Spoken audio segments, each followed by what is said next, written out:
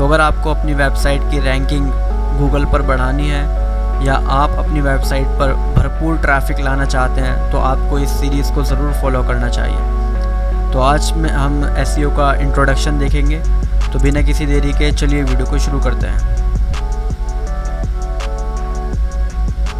अभी तक आपने हमारे चैनल को सब्सक्राइब नहीं किया है तो हमारे चैनल को सब्सक्राइब कर दीजिए और आने वाली वीडियो की जानकारी जल्दी पाने के लिए बेल आइकन दबाना ना भूलें।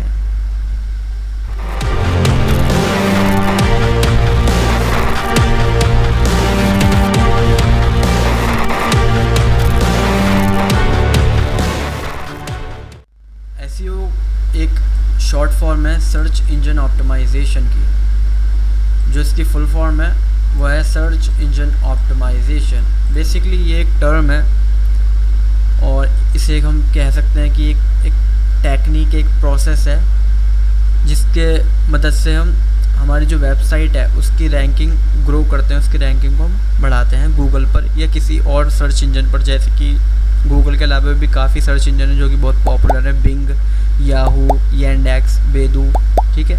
ये काफ़ी सारे सर्च इंजन हैं। आप एसईओ की मदद से इन सर्च इंजन पर अपनी जो वेबसाइट है या ब्लॉग है उसकी रैंकिंग आप बढ़ा सकते हैं, ठीक है। आपको पता होगा जब भी हम कोई यहाँ पर कीवर्ड सर्च करते हैं, जैसे कि मैं यहाँ पर करता हूँ एसईओ ट्यूटोरियल, तो आप यहाँ पे देख सकते हैं यहाँ पर काफ़ी सारे रिजल्ट आ चुके हैं, ठीक है। यहाँ पे आप देख सकते हैं एसईओ ट्यूटोरियल के, SEO tutorial learn, SEO tutorial Java T point, ठीक है। तो जो विजिटर्स हैं, ठीक है, जो यूज़र्स हैं वो जो टॉप के पेजेस हैं उन पर ज़्यादा जाना पसंद करते हैं। तो इसलिए जो एसईओ है वो हमारे लिए इम्पोर्टेंट हो जाता है। हमारी जो वेबसाइट है अगर उसकी रैंकिंग गूगल पर अच्छी होगी तो हमारी जो वेबसाइट का ट्रैफिक है वो भी इंक्रीज़ होगा और ज़्यादा से ज़्यादा लोग हमारी वेबसाइट पर आसानी से पहुंच पाएंगे, ठीक है। अब मैंने यहाँ पर कोई एक टर्म सर्च करी, एसईओ ट्यूटोरियल, ये एक कीवर्ड है, मैंने यहाँ पर सर्च करा। तो अगर कोई यूज़र होगा, ये मैं हूँ, तो मैं ज़्यादातर फर्स्ट पे जाऊँगा या सेकंड पे जाऊँगा एंड थर्ड पे जाऊँगा, ठीक है। जो वेबसाइट टॉप पर रैंक कर रही है मैं उन्हीं पर जाऊँगा, ठीक है। मैं नीचे स्क्रॉल करके दिखा देता हूँ आपको यहाँ पर कितने सारे रिजल्ट हैं, ठीक है। मैं कभी भी यहाँ पे इन पेजेस पे नहीं जाऊँगा, मैं जो टॉप पर यहाँ पर रैंक कर वेबसाइट्स मैं उन्हीं पर ही विजिट करूँगा। इसलिए जो एसईओ है वो हमारे लिए काफ़ी इम्पोर्टेंट हो जाता है, ठीक है। आप यहाँ पर इसकी डेफिनेशन भी देख सकते हैं, ठीक है। यहाँ पर दिया गया है search engine optimisation is a technique और process to improve the website ranking on search engine result pages, ठीक है। तो जो सर्च इंजन ऑप्टिमाइजेशन है वो एक टेक्निक है, ये एक प्रोसेस है हम जो हमारी वेबसाइट की रैंकिंग को इम्प्रूव करने में मदद करता है, ठीक है। अब यहाँ पे एक टर्म दी गई है search engine result pages, search, ठीक है। आपने इसके बारे में सुना होगा। तो सर्च बेसिकली इन पेजेस को कहते हैं। हम यहाँ पर कोई कीवर्ड सर्च करते हैं तो यहाँ पर जो हमें पेजेस मिलते हैं, ये सर्च इंजन पर जो हमें पेजेस मिलते हैं हम इन्हें सर्च इंजन रिजल्ट पेजेस के नाम से जानते हैं। इन्हें कहते हैं सर्च इंजन रिजल्ट पेजेस, ठीक है। तो यहाँ पर ये हो चुका है, ठीक है। तो यहाँ पर आप पढ़ सकते हैं, यहाँ पर इसका बेसिकली इंट्रोडक्शन दिया गया है, ठीक है। यहाँ पर दिया गया है और also it is not necessary to learn anything else to learn SEO, ठीक है। ये कोई ज़रूरी नहीं है कि आपको एसईओ आने से पहले कोई प्रोग्रामिंग लैंग्वेजेस या किसी और चीज़ की नॉलेज होनी चाहिए, ठीक है। लेकिन अगर आपको कंप्यूटर के बेसिक फंडामेंटल्स आते हैं और HTML और CSS जो लैंग्वेजेस हैं, प्रोग्रामिंग लैंग्वेजेस, अगर आपको वो आती हैं तो it is icing on the cake, तो ये सोने पर सुहागा हो सकता है, ठीक है। अगर आपको कोई प्रोग्रामिंग लैंग्वेजेस आती है और आपको कंप्यूटर के बारे में अच्छी खासी जानकारी है तो ये आपकी जो समझ है एसईओ के बारे में, जो सर्च इंजन के बारे में, रैंकिंग के बारे में, वो आपकी जो समझ है वो और भी ज़्यादा इंक्रीज़ हो जाएगी और आप और भी अच्छी तरीके से अपनी जो वेबसाइट है उसको ग्रो कर पाएंगे, ठीक है। तो अगर आप HTML या CSS सीखना चाहते हैं इस कोर्स को करने के बाद, तो आप इन लिंक्स पर क्लिक करके यहाँ से सीख सकते हैं। यहाँ पे ट्यूटोरियल दिया गया है HTML का भी एंड CSS का भी, ठीक है। और आप यहाँ से पढ़ सकते हैं why should do this tutorial, ठीक है। यहाँ पे आप पढ़ सकते हैं। तो मैंने आपको बता दिया कि सर्च इंजन ऑप्टिमाइजेशन किसे कहते हैं। ठीक है, ये एक प्रोसेस है हमारी वेबसाइट की रैंकिंग को इम्प्रूव करने का, ताकि हमारी जो वेबसाइट है उस पर ज़्यादा से ज़्यादा विजिटर्स आ सकें और हमारी जो वेबसाइट की रैंकिंग है वो इम्प्रूव हो सके। ठीक है, यह हमें इसलिए इम्पोर्टेंट है। ठीक है, हर कंपनी एंड हर वेबसाइट, हर ब्लॉगर चाहता है कि उसकी वेबसाइट जो है वो ग्रो हो, वो फर्स्ट पेज पर आए। तो वो जो किसकी मदद से आती है, वो आती है एसईओ की मदद से। ठीक है, तो उम्मीद करते हैं आपको आज की वीडियो पसंद आई होगी। आज की वीडियो में हम एसईओ के इंट्रोडक्शन के बारे में जाना, और अगली वीडियो में हम देखेंगे एसईओ के टाइप्स क्या होते हैं। ठीक है, एसईओ के कितने टाइप्स हैं। हेलो दोस्तों, आप सभी का हमारी यूट्यूब चैनल एसईओ ट्यूटोरियल में स्वागत है। और पिछली वीडियो में हमने जाना था कि एसईओ कहते कैसे हैं, और एसईओ का हमने इंट्रोडक्शन देखा था बेसिकली। लेकिन आज की इस वीडियो में हम एसईओ का जो मतलब है उसको डीप में समझेंगे और एसईओ के बारे में जानेंगे, और ये भी जानेंगे साथ साथ कि जो हमारा सर्च इंजन है वो किस तरह काम करता है। तो बिना किसी देरी के चलिए वीडियो को शुरू करते हैं। I know you told your friend you're not okay, and tell me what's wrong and why you never said you felt that way. तो बेसिकली हमने पिछली जो वीडियो है उसमें देखा था कि एसईओ कहते कैसे हैं। ठीक है, एसईओ एक प्रोसेस है जिसकी मदद से हम अपनी वेबसाइट की रैंकिंग को गूगल पर या किसी भी सर्च इंजन पर इंक्रीज़ करते हैं। ठीक है, जिससे हमारे विजिटर्स बढ़ते हैं। ये तो मैंने आपको पिछली क्लास में बता दिया था। ठीक है, लेकिन जो एसईओ है वो एक एसईओ कॉपीराइटिंग का भी पार्ट है।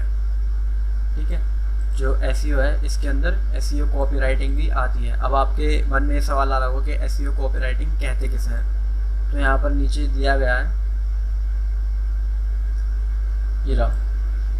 बेसिकली एसईओ कॉपीराइटिंग एक ऐसी टेक्निक है जिसके अंदर हम जो पैराग्राफ या कोई भी आर्टिकल या कोई पोस्ट लिखते हैं तो उसके अंदर हम एट्रैक्टिव वर्ड या परसुएसिव वर्ड्स का इस्तेमाल करते हैं। ठीक है, जिससे कोई यूज़र या कोई विजिटर्स हमारी जो डिस्क्रिप्शन है उससे पढ़ता है तो वो पोस्ट पर ज़रूर क्लिक करता है या उसका मन करता है पोस्ट पर क्लिक करने का। तो उन वर्ड्स को कहते हैं परसुएसिव वर्ड्स, जो कि जो विजिटर्स को या यूज़र्स को आकर्षित करते हैं उनको कहते हैं परसुएसिव वर्ड्स। तो बेसिकली कॉपीराइटिंग के अंदर हम परसुएसिव वर्ड्स का इस्तेमाल करते हैं। आपको इस चीज़ का ध्यान रखना है। और ये जो कॉपीराइटिंग है ये बेसिकली ऑन पेज एसईओ से रिलेटेड है। ठीक है, मैं आपको एसईओ के टाइप्स भी बताऊंगा अगली क्लास में, लेकिन आप इस चीज़ का ध्यान रखिए कि जो हमारी एसईओ कॉपीराइटिंग है वो किससे रिलेटेड है, ऑन पेज से रिलेटेड है। ठीक है, तो यहाँ पर देख सकते हैं हम बेसिकली एसईओ परफॉर्म किस तरह करते हैं। अब मैंने आपको ये तो बता दिया था पिछली क्लास में कि हम एसईओ करते हैं वेबसाइट का, तभी जाकर हमारी जो वेबसाइट है उसकी जो रैंकिंग है वो बढ़ पाती है। लेकिन हमने एसईओ किस तरह से करना है आज हम इस बारे में बात करेंगे। तो बेसिकली एसईओ हम जो करते हैं वो हम किसी भी वेबसाइट को या किसी पेज को या किसी ब्लॉग पोस्ट को ऑप्टिमाइज़ करते हैं।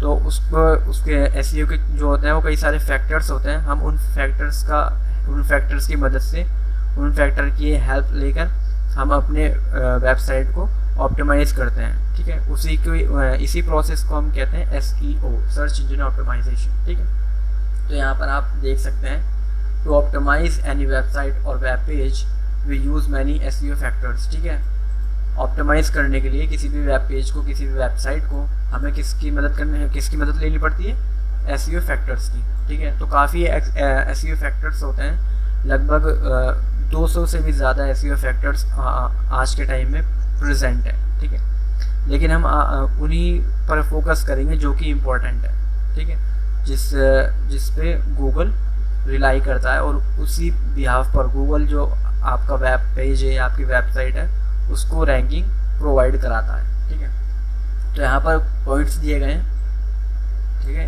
Create a well structured website to rank in search engine. ठीक है, आपको अगर अपनी वेबसाइट सर्च इंजन पर रैंक करानी है तो आपको एक वेल स्ट्रक्चर्ड वेबसाइट बनानी होगी हायरार्की के साथ। ठीक है, ऐसा नहीं है आप कोई भी ब्लॉग कहीं, कोई सी भी पोस्ट कहीं पर भी किसी भी उसमें आप डाल रहे हैं। ठीक है, आपकी जो वेबसाइट है वो वेल स्ट्रक्चर्ड होनी चाहिए। ठीक है, यहाँ पर आप देख सकते हैं होम का बटन है, on page SEO, of page SEO. ठीक है, difference between SEO tutorial, news. तो आपका बिल्कुल वेल स्ट्रक्चर्ड एक वेबसाइट होनी चाहिए, जिससे कि गूगल का जो बॉट है अगर वो आपकी वेबसाइट पर आए तो उसको सभी चीज़ें आसानी से समझ में आ जाए और वो आपकी वेबसाइट को इंडेक्स कर पाए और वो आपकी वेबसाइट की जो रैंकिंग है उसको ग्रो कर पाए। ठीक है, तो इस चीज़ का ध्यान रखें, आपकी जो वेबसाइट है वो वेल स्ट्रक्चर्ड फॉर्म में होनी चाहिए। ठीक है, बात करते हैं सेकंड पॉइंट की। तो right quality content on your site and never use scraped duplicate content. ठीक है, तो आपको जो आपकी वेबसाइट है या आपका ब्लॉग है उसके अंदर आपको कभी भी डुप्लीकेट कंटेंट का यूज़ नहीं करना है। ठीक है, अगर आप अपनी वेबसाइट को रैंक करना चाहते हैं एक अच्छी पोजीशन पर, तो आपको कभी भी डुप्लीकेट कंटेंट का अपनी वेबसाइट पर इस्तेमाल नहीं करना है। डुप्लीकेट कंटेंट का मतलब आप किसी की वेबसाइट से कोई कंटेंट कॉपी करके आप अपनी वेबसाइट पर नहीं लगाएं। ठीक है, उससे क्या होता है, आपकी जो वेबसाइट का इंप्रेशन है वो गूगल की नज़रों में अच्छा नहीं होगा, जिससे गूगल आपकी वेबसाइट को बैन भी कर सकता है या आपकी वेबसाइट को वो ग्रो नहीं करेगा। ठीक है, तो बात करते हैं थर्ड पॉइंट की। Before doing SEO you should always keep in mind two things, how the search algorithm works and what types of content user prefers.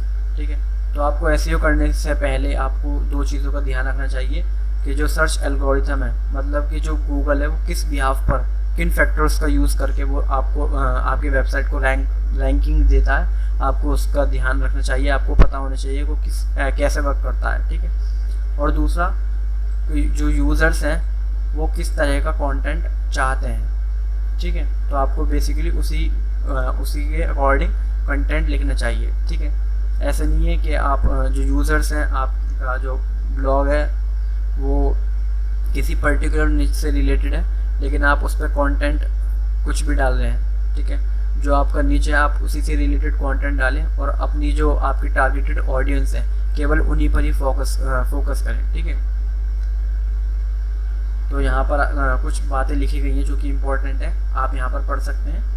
मैं आपको नीचे डिस्क्रिप्शन में लिंक भी प्रोवाइड कराता रहता हूँ, आप तो वहाँ से लिंक पर क्लिक करके आप यहाँ पर वेबसाइट पर विजिट भी कर सकते हो और आप यहाँ से पढ़ सकते हैं। ठीक है, तो यहाँ पर एक बात लिखी है, मैं आपको पढ़ के बता देता हूँ। According to Google report, more than 80% of people prefer to visit first and second web page on the search। ठीक है, इसका मतलब बेसिकली ये है कि जब हम किसी भी कीवर्ड को सर्च करते हैं गूगल पर, तो जो हमें रिजल्ट्स मिलते हैं सर्च इंजन रिजल्ट पेजेस, तो जो टॉप पर रैंक कर रही है वेबसाइट फर्स्ट और सेकंड वेब पेज, जो टॉप पर रैंक कर रही है वेबसाइट, जो यूज़र्स है वो उन वेबसाइट पर जाना पसंद करता है। ठीक है, तो हमें भी अगर अपनी वेबसाइट को टॉप पर रैंक करना है, ठीक है, तो आपको इन चीज़ों का ज़रूर ध्यान रखना है जो मैं आपको बता रहा हूँ। ठीक है, तो नीचे चलते हैं और देखते हैं और क्या लिखा है यहाँ पर। ठीक है, मैंने आपको एसईओ कॉपीराइटिंग बता दिया। एसईओ कॉपीराइटिंग बेसिकली कहते किसे हैं। ठीक है, जब हम कोई आर्टिकल या पोस्ट लिखते हैं अपनी वेबसाइट के लिए तो हम उसके अंदर परसुएसिव वर्ड्स का इस्तेमाल करते हैं, एट्रैक्टिव वर्ड्स का इस्तेमाल करते हैं अपने यूज़र्स को आकर्षित करने के लिए, ताकि हमारा यूज़र है, हमारा जो विजिटर्स है वो हमारे लिंक पर क्लिक करें और हमारी वेबसाइट पर विजिट करें। ठीक है, नीचे स्क्रॉल करते हैं, यहाँ पर ऑन पेज दिया गया है, मैं आपको ऑन पेज बाद में बताऊँगा। आई थिंक अगली वीडियो में मैं आपको बता दूँगा ऑन पेज, और जो एसईओ के टाइप्स हैं उनके बारे में भी हम डिस्कस करेंगे। ठीक है, और नीचे स्क्रॉल करते हैं, यहाँ पर दिया गया हाउ सर्च इंजन वर्क्स। ठीक है, यहाँ पर देखते हैं जो सर्च इंजन है वो किस तरह वर्क करता है। ठीक है, तो सर्च इंजन बेसिकली 3 पार्ट में वर्क करता है। ठीक है, ये इसका एक प्रोसेस होता है, आपकी जो वेब पेज है उसको इंडेक्स करने का एक प्रोसेस होता है। सबसे पहले जो प्रोसेस होता है वो होता है इंडेक्सिंग। तो इंडेक्सिंग कहते किसे हैं, बेसिकली इंडेक्सिंग एक प्रोसेस होता है जब गूगल का जो क्रॉलर है, क्रॉलर या बॉट, ठीक है, क्रॉलर या बॉट एक रोबोटिक एआई बॉट होता है जो कि आपकी वेबसाइट पर जाता है और आपकी वेबसाइट को देखता है। ठीक है, अगर आपकी वेबसाइट पर उसे सही सब चीज़ें सही तरीके से वेल स्ट्रक्चर्ड आपकी वेबसाइट उसे लगती है तो वो जो आपकी वेबसाइट है, आपका वेब पेज है, उसको इंडेक्स कर देता है। इसी सभी प्रोसेस को कहते हैं हम इंडेक्सिंग। ठीक है, इसी प्रोसेस को कहते हैं हम इंडेक्सिंग। तो जब वो आपकी जो वेब पेज है, वेबसाइट है, उसको इंडेक्स कर देता है, तो गूगल का जो बॉट है वो जो उसका गूगल का डेटाबेस है बेसिकली, तो आपकी जो वेबसाइट है वो वहाँ पर स्टोर कर देता है। तो जब भी कोई यूज़र गूगल पर कोई क्वेरी सर्च करता है या कोई कीवर्ड सर्च करता है, तो गूगल अपने डेटाबेस से आपका जो वेब पेज है उसको प्रोवाइड कराता है। ठीक है, इसको कहते हैं हम इंडेक्सिंग। अब नीचे स्क्रॉल करते हैं और देखते हैं क्रॉलिंग। ठीक है, क्रॉलिंग मैंने आपको बता ही दिया। बेसिकली जब इंडेक्सिंग होती है तो क्रॉलिंग भी उसी का ही पार्ट है। क्रॉलिंग भी उसी का ही पार्ट है जब इंडेक्सिंग होती है। जब कोई गूगल का बॉट या स्पाइडर वेब पेज को चेक करता है, उसको क्रॉल करके देखता है कि वेब पेज वेल स्ट्रक्चर्ड है या नहीं है, वेब पेज जो है वो गूगल की सारी टर्म्स एंड कंडीशन को फॉलो कर रहा है या नहीं कर रहा, तो उसी बिहाफ पर जो वो क्रॉलर है गूगल का वो चेक करता है और उसके बिहाफ पर वो आपको आपकी जो पेज है या आपकी वेबसाइट है उसको इंडेक्स करता है। ठीक है, अगर उसको नहीं लगता कि आपकी जो वेबसाइट है वो सही नहीं है, तो वो आपकी वेबसाइट या आपका ब्लॉग नहीं इंडेक्स करता। ठीक है, ठीक है, अब हमने देख लिया इंडेक्सिंग एंड देख लिया क्रॉलिंग। तो ये जो इन दोनों प्रोसेस होने के बाद, इंडेक्सिंग और क्रॉलिंग होने के बाद जो लास्ट का प्रोसेस होता है वो होता है रैंकिंग। ठीक है, जो आपका पेज है जब इंडेक्स हो जाता है तो फिर बारी आती है रैंकिंग की। ठीक है, आपका जो पेज है वो इंडेक्स तो हो गया गूगल के अंदर, जो गूगल का डेटाबेस है उसके अंदर स्टोर हो चुकी है बेसिकली आपकी वेबसाइट। उसके बाद गूगल आपकी रैंकिंग प्रोवाइड कराता है किसके बिहाफ पर? एसईओ के बिहाफ पर। यहाँ पर बात आती है एसईओ की। अब यहाँ पर जो है SEO on page end of page दोनों पर आपकी जो रैंकिंग है वो बहुत ही ज़्यादा निर्भर करती है। ठीक है, गूगल आपकी जो वेबसाइट है, जो आपका पेज है, उसको चेक करेगा, देखेगा, उसका ऑन पेज चेक करेगा, उसका फिर ऑफ पेज चेक करेगा और देखेगा। अगर उसको सभी चीज़ें ठीक लगेगी तो आपकी जो वेबसाइट है उसको अच्छी रैंकिंग दे देगा, यानी आपकी वेबसाइट है वो फर्स्ट पेज पर रैंक हो जाएगी। लेकिन आप वो देखेगा, लेकिन आप अगर आपकी वेबसाइट पर ऑफ पेज ठीक नहीं है या ऑन पेज ठीक नहीं है तो वो आपकी जो रैंकिंग है वो डाउन हो जाएगी। ठीक है, तो इस तरीके से सर्च इंजन बेसिकली काम करता है। ठीक है, यहाँ से हमने देख लिया कि सर्च इंजन किस तरह काम करता है। यहाँ से हम एक यहाँ पर बहुत ही इम्पोर्टेंट यहाँ पर बात लिखी गई है, देखिए, always remembers this thing, search engine optimisation is really an ongoing process. जो सर्च इंजन ऑप्टिमाइजेशन वो ऐसा नहीं है कि आपने अभी सर्च इंजन ऑप्टिमाइजेशन किया और छोड़ दिया, वो आपका ज़िंदगी भर तक ऐसे चलता जा रहा है वेबसाइट पर। नहीं, आपको ये एक ऑनगोइंग प्रोसेस है, आपको ये डेली करना है। डेली मीन्स जैसे आपने आज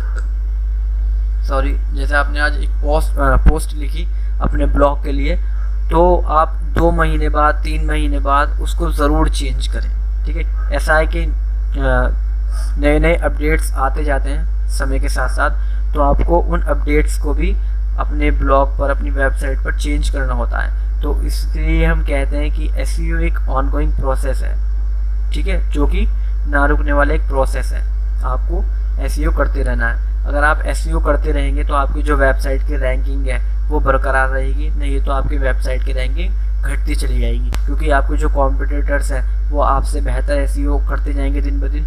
लेकिन आपने एक बार एसईओ कर दिया और एक बार एसईओ करके आपने छोड़ दिया, आप बाद में कर नहीं रहे, तो उससे क्या होगा, जो आपके कॉम्पिटिटर्स हैं वो तो आगे निकल जाएंगे, लेकिन आपकी जो वेबसाइट है या आपका ब्लॉग पोस्ट है उसकी जो रैंकिंग है वो घटती चली जाएगी। तो इस चीज़ का आपको ध्यान रखना है। एसईओ एक ऑनगोइंग प्रोसेस है, आपको जो करते रहना है। ठीक है, एसईओ के मैंने आपको बताया था कई सारे फैक्टर्स हैं, जिसमें डिस्क्रिप्शन है, हमें डिस्क्रिप्शन देना होता है, मेटा डिस्क्रिप्शन है, कीवर्ड्स है, अल्टरनेटिव टेक्स्ट है, हेडिंग्स है, हेडिंग टैग्स है। ठीक है, ये सारे एसईओ के एक फैक्टर्स हैं। ठीक है, जिसके बारे में हम बाद में डिस्कस करेंगे अगली वीडियोस में। ठीक है, तो आप भी अगर अपनी वेबसाइट को रैंक कराना चाहते हैं टॉप पेजेस पर गूगल के, तो हमारी इस सीरीज़ को ज़रूर फॉलो कीजिए। और अगर आप कोई भी हमारी वीडियो मिस नहीं करना चाहते तो हमारे यूट्यूब चैनल को सब्सक्राइब कीजिए और बेल आइकन भी ज़रूर दबाइए। हेलो दोस्तों, आप सभी का हमारे यूट्यूब चैनल एसईओ ट्यूटोरियल में स्वागत है। और ये हमारी एसईओ ट्यूटोरियल से related I think 3rd class है। तो इस क्लास में हम जानेंगे कि एसईओ के कितने टाइप्स होते हैं, यानी एसईओ के प्रकार के बारे में हम इस वीडियो में जानेंगे। तो बिना किसी देरी के चलिए वीडियो को शुरू करते हैं। I know you told your friend you're not okay, and tell me what's wrong and why you never said you felt that way. तो अभी तक आपने हमारे चैनल को सब्सक्राइब नहीं किया है तो हमारे चैनल को सब्सक्राइब कीजिए और हमारे साथ जुड़कर अपनी वेबसाइट को ग्रो कीजिए और अपना बिजनेस ग्रो कीजिए। तो बेसिकली एसईओ के 6 टाइप्स होते हैं, जिसमें होता है white hat SEO, black hat SEO, grey hat SEO, on page SEO, of page SEO, technical SEO, that's it. तो यहाँ पर इतने 6 टाइप्स के टाइप्स दिए गए हैं एसईओ के।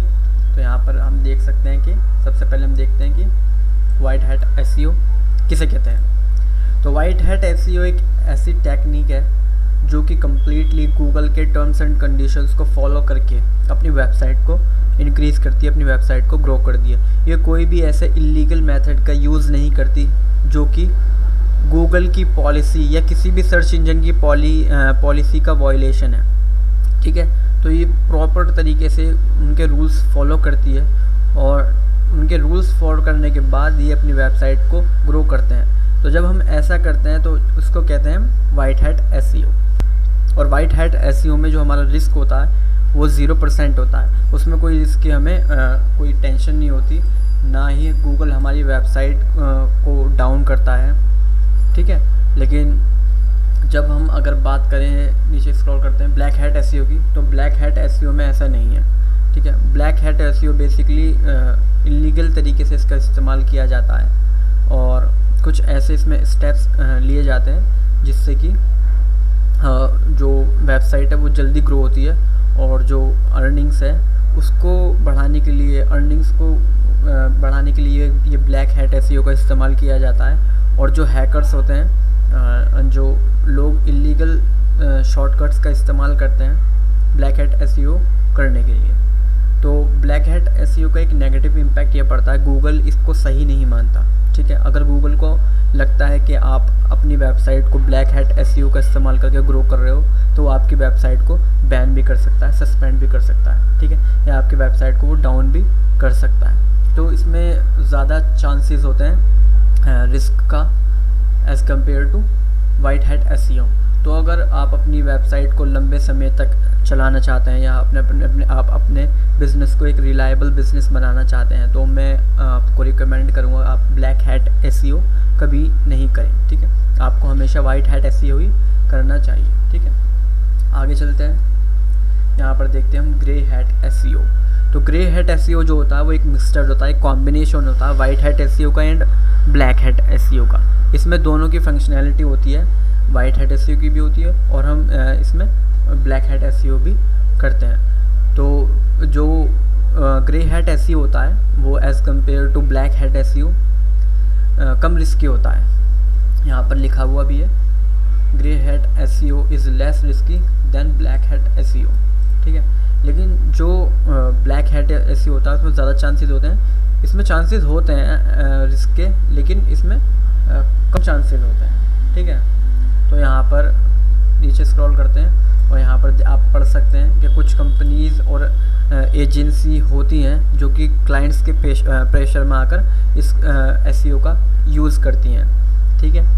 अब आप सोच रहे होंगे कि क्लाइंट्स के प्रेशर में किस तरह आकर, ठीक है। ऐसा होता है, किसी क्लाइंट्स ने कंपनी को अपनी वेबसाइट दी ग्रो करने के लिए, लेकिन क्लाइंट्स उस कंपनी पे, उस एजेंसी पे, एसईओ एजेंसी पे उस पर प्रेशर डाल रहे हैं कि आप हमारी वेबसाइट जल्दी ग्रो कीजिए, जल्दी ग्रो कीजिए। तो जो कंपनी होती है वो प्रेशर में आकर ब्लैक हैट एसईओ या ग्रे हैट एसईओ का यूज़ करती है जिससे कि हमारी वेबसाइट जो है वो जल्दी ग्रो होती है। तो इसलिए वो प्रेशर में आकर इस एसईओ का इस्तेमाल करती है। यहाँ पर आप देख सकते हैं इसके कुछ टाइप्स भी दिए गए हैं, paid ads, paid reviews, excessive links exchange, ये इसके ग्रे हैट एसईओ के कुछ टाइप्स हैं, ठीक है।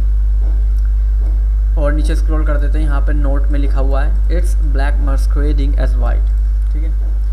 ये सफ़ेद के रूप में एक ब्लैक हैट एसईओ है, ठीक है।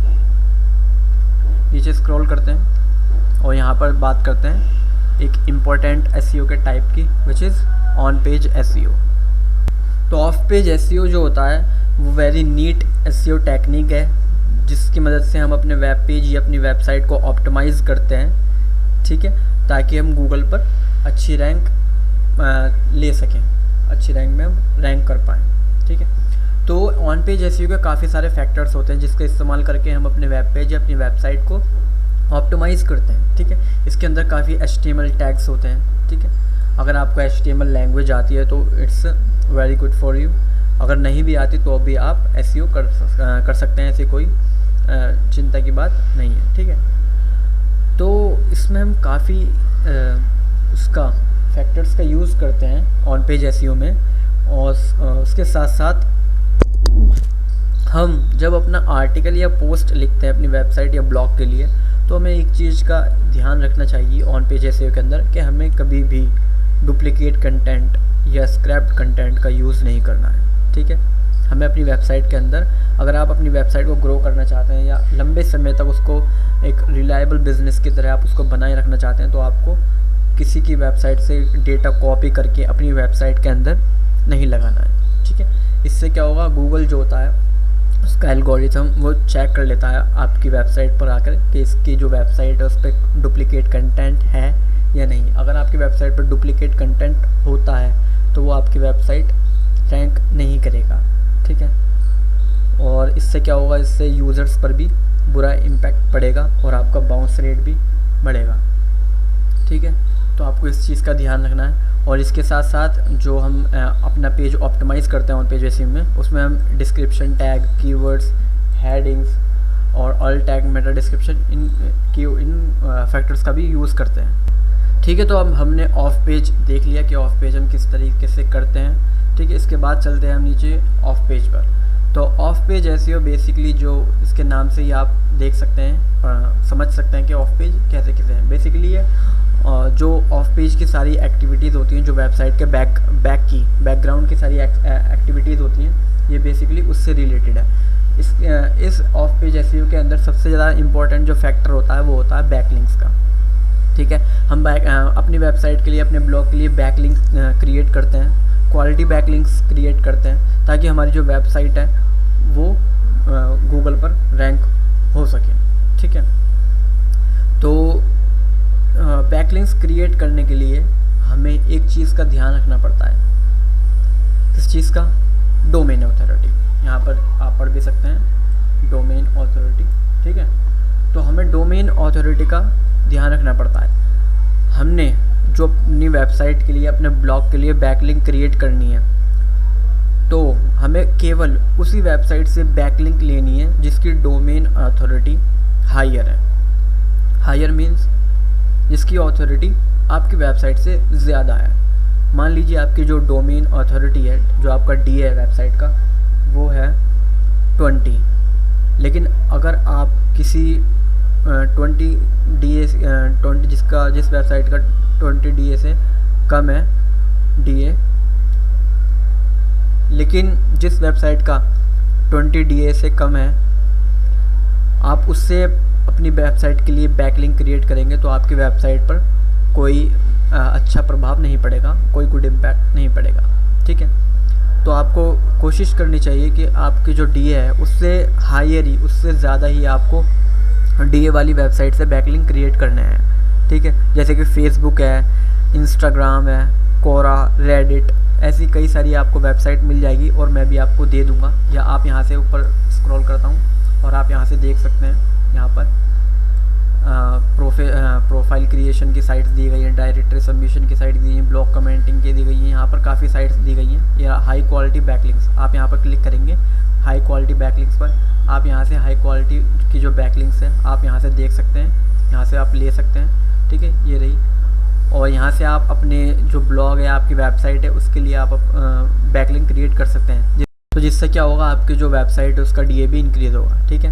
अगर आप उन वेबसाइट से बैकलिंक लेते हैं जिनका DA हायर है आपकी वेबसाइट से, तो आपका जो वेबसाइट का DA है वो भी हायर होगा, वो भी बढ़ता जाएगा, ठीक है। तो यहाँ से आप हाई क्वालिटी बैकलिंक्स ले सकते हैं, ठीक है।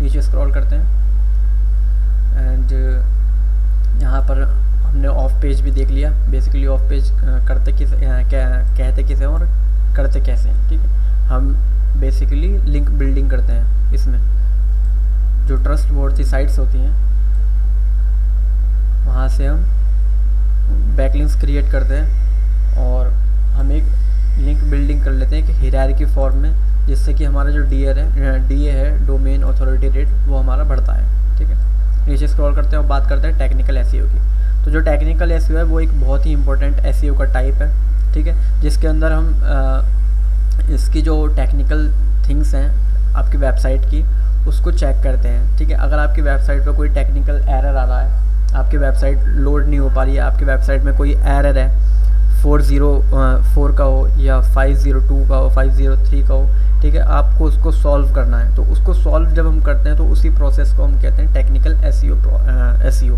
ठीक है, तो जैसे कि आप कोई बीमार हो जाता है तो उसकी हेल्थ का हम चेकअप करते हैं, इसी तरह हम वेबसाइट की हेल्थ को चेक करते हैं और इसको ही हम टेक्निकल एसईओ कहते हैं। यहाँ पर आप पढ़ भी सकते हैं। ठीक है, मैं आपको नीचे डिस्क्रिप्शन में भी लिंक प्रोवाइड करा दूंगा, आप वहाँ से जा सकते हैं, या आप गूगल पर सर्च करेंगे SEOtutorial.in तो आप हमारी वेबसाइट पर विजिट कर सकते हैं। ठीक है, नीचे स्क्रॉल करते हैं तो यहाँ पर दिए भी गए हैं कि यहाँ पर हम टेक्निकल एसईओ में किन चीज़ों का, किन एस्पेक्ट्स का ध्यान रखते हैं। ठीक है, तो यहाँ पर आप देख सकते हैं वेबसाइट लोडिंग स्पीड। ठीक है, ये एक टेक्निकल एसईओ का एक पार्ट है। तो जो वेबसाइट की लोडिंग स्पीड है वो हमारी अच्छी होनी चाहिए। ठीक है, कम टाइम में हमारा जो वेब पेज है, जो हमारी वेबसाइट है, वो ओपन होनी चाहिए। अगर वो ज़्यादा टाइम ले रही है ओपन होने में तो उससे क्या होता है कि जो यूज़र है उस पर बैड इम्पैक्ट पड़ता है। यूज़र बैक करके वो आपकी वेबसाइट से चला जाता है, जिससे कि क्या होता है, आपका जो बाउंस रेट है वेबसाइट का वो इंक्रीज़ होता है। और जब हमारी वेबसाइट का बाउंस रेट इंक्रीज़ होता है तो गूगल हमारी वेबसाइट की रैंकिंग को डाउन कर देता है। तो हमें इस चीज़ का ज़रूर ध्यान रखना चाहिए कि जो हमारी वेबसाइट की लोडिंग स्पीड है वो अच्छी हो। ठीक है, आप यहाँ पर गूगल पर सर्च करेंगे इनसाइट टूल,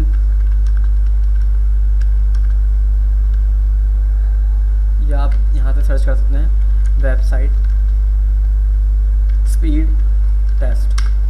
तो यहाँ पर मैंने सर्च किया website speed test.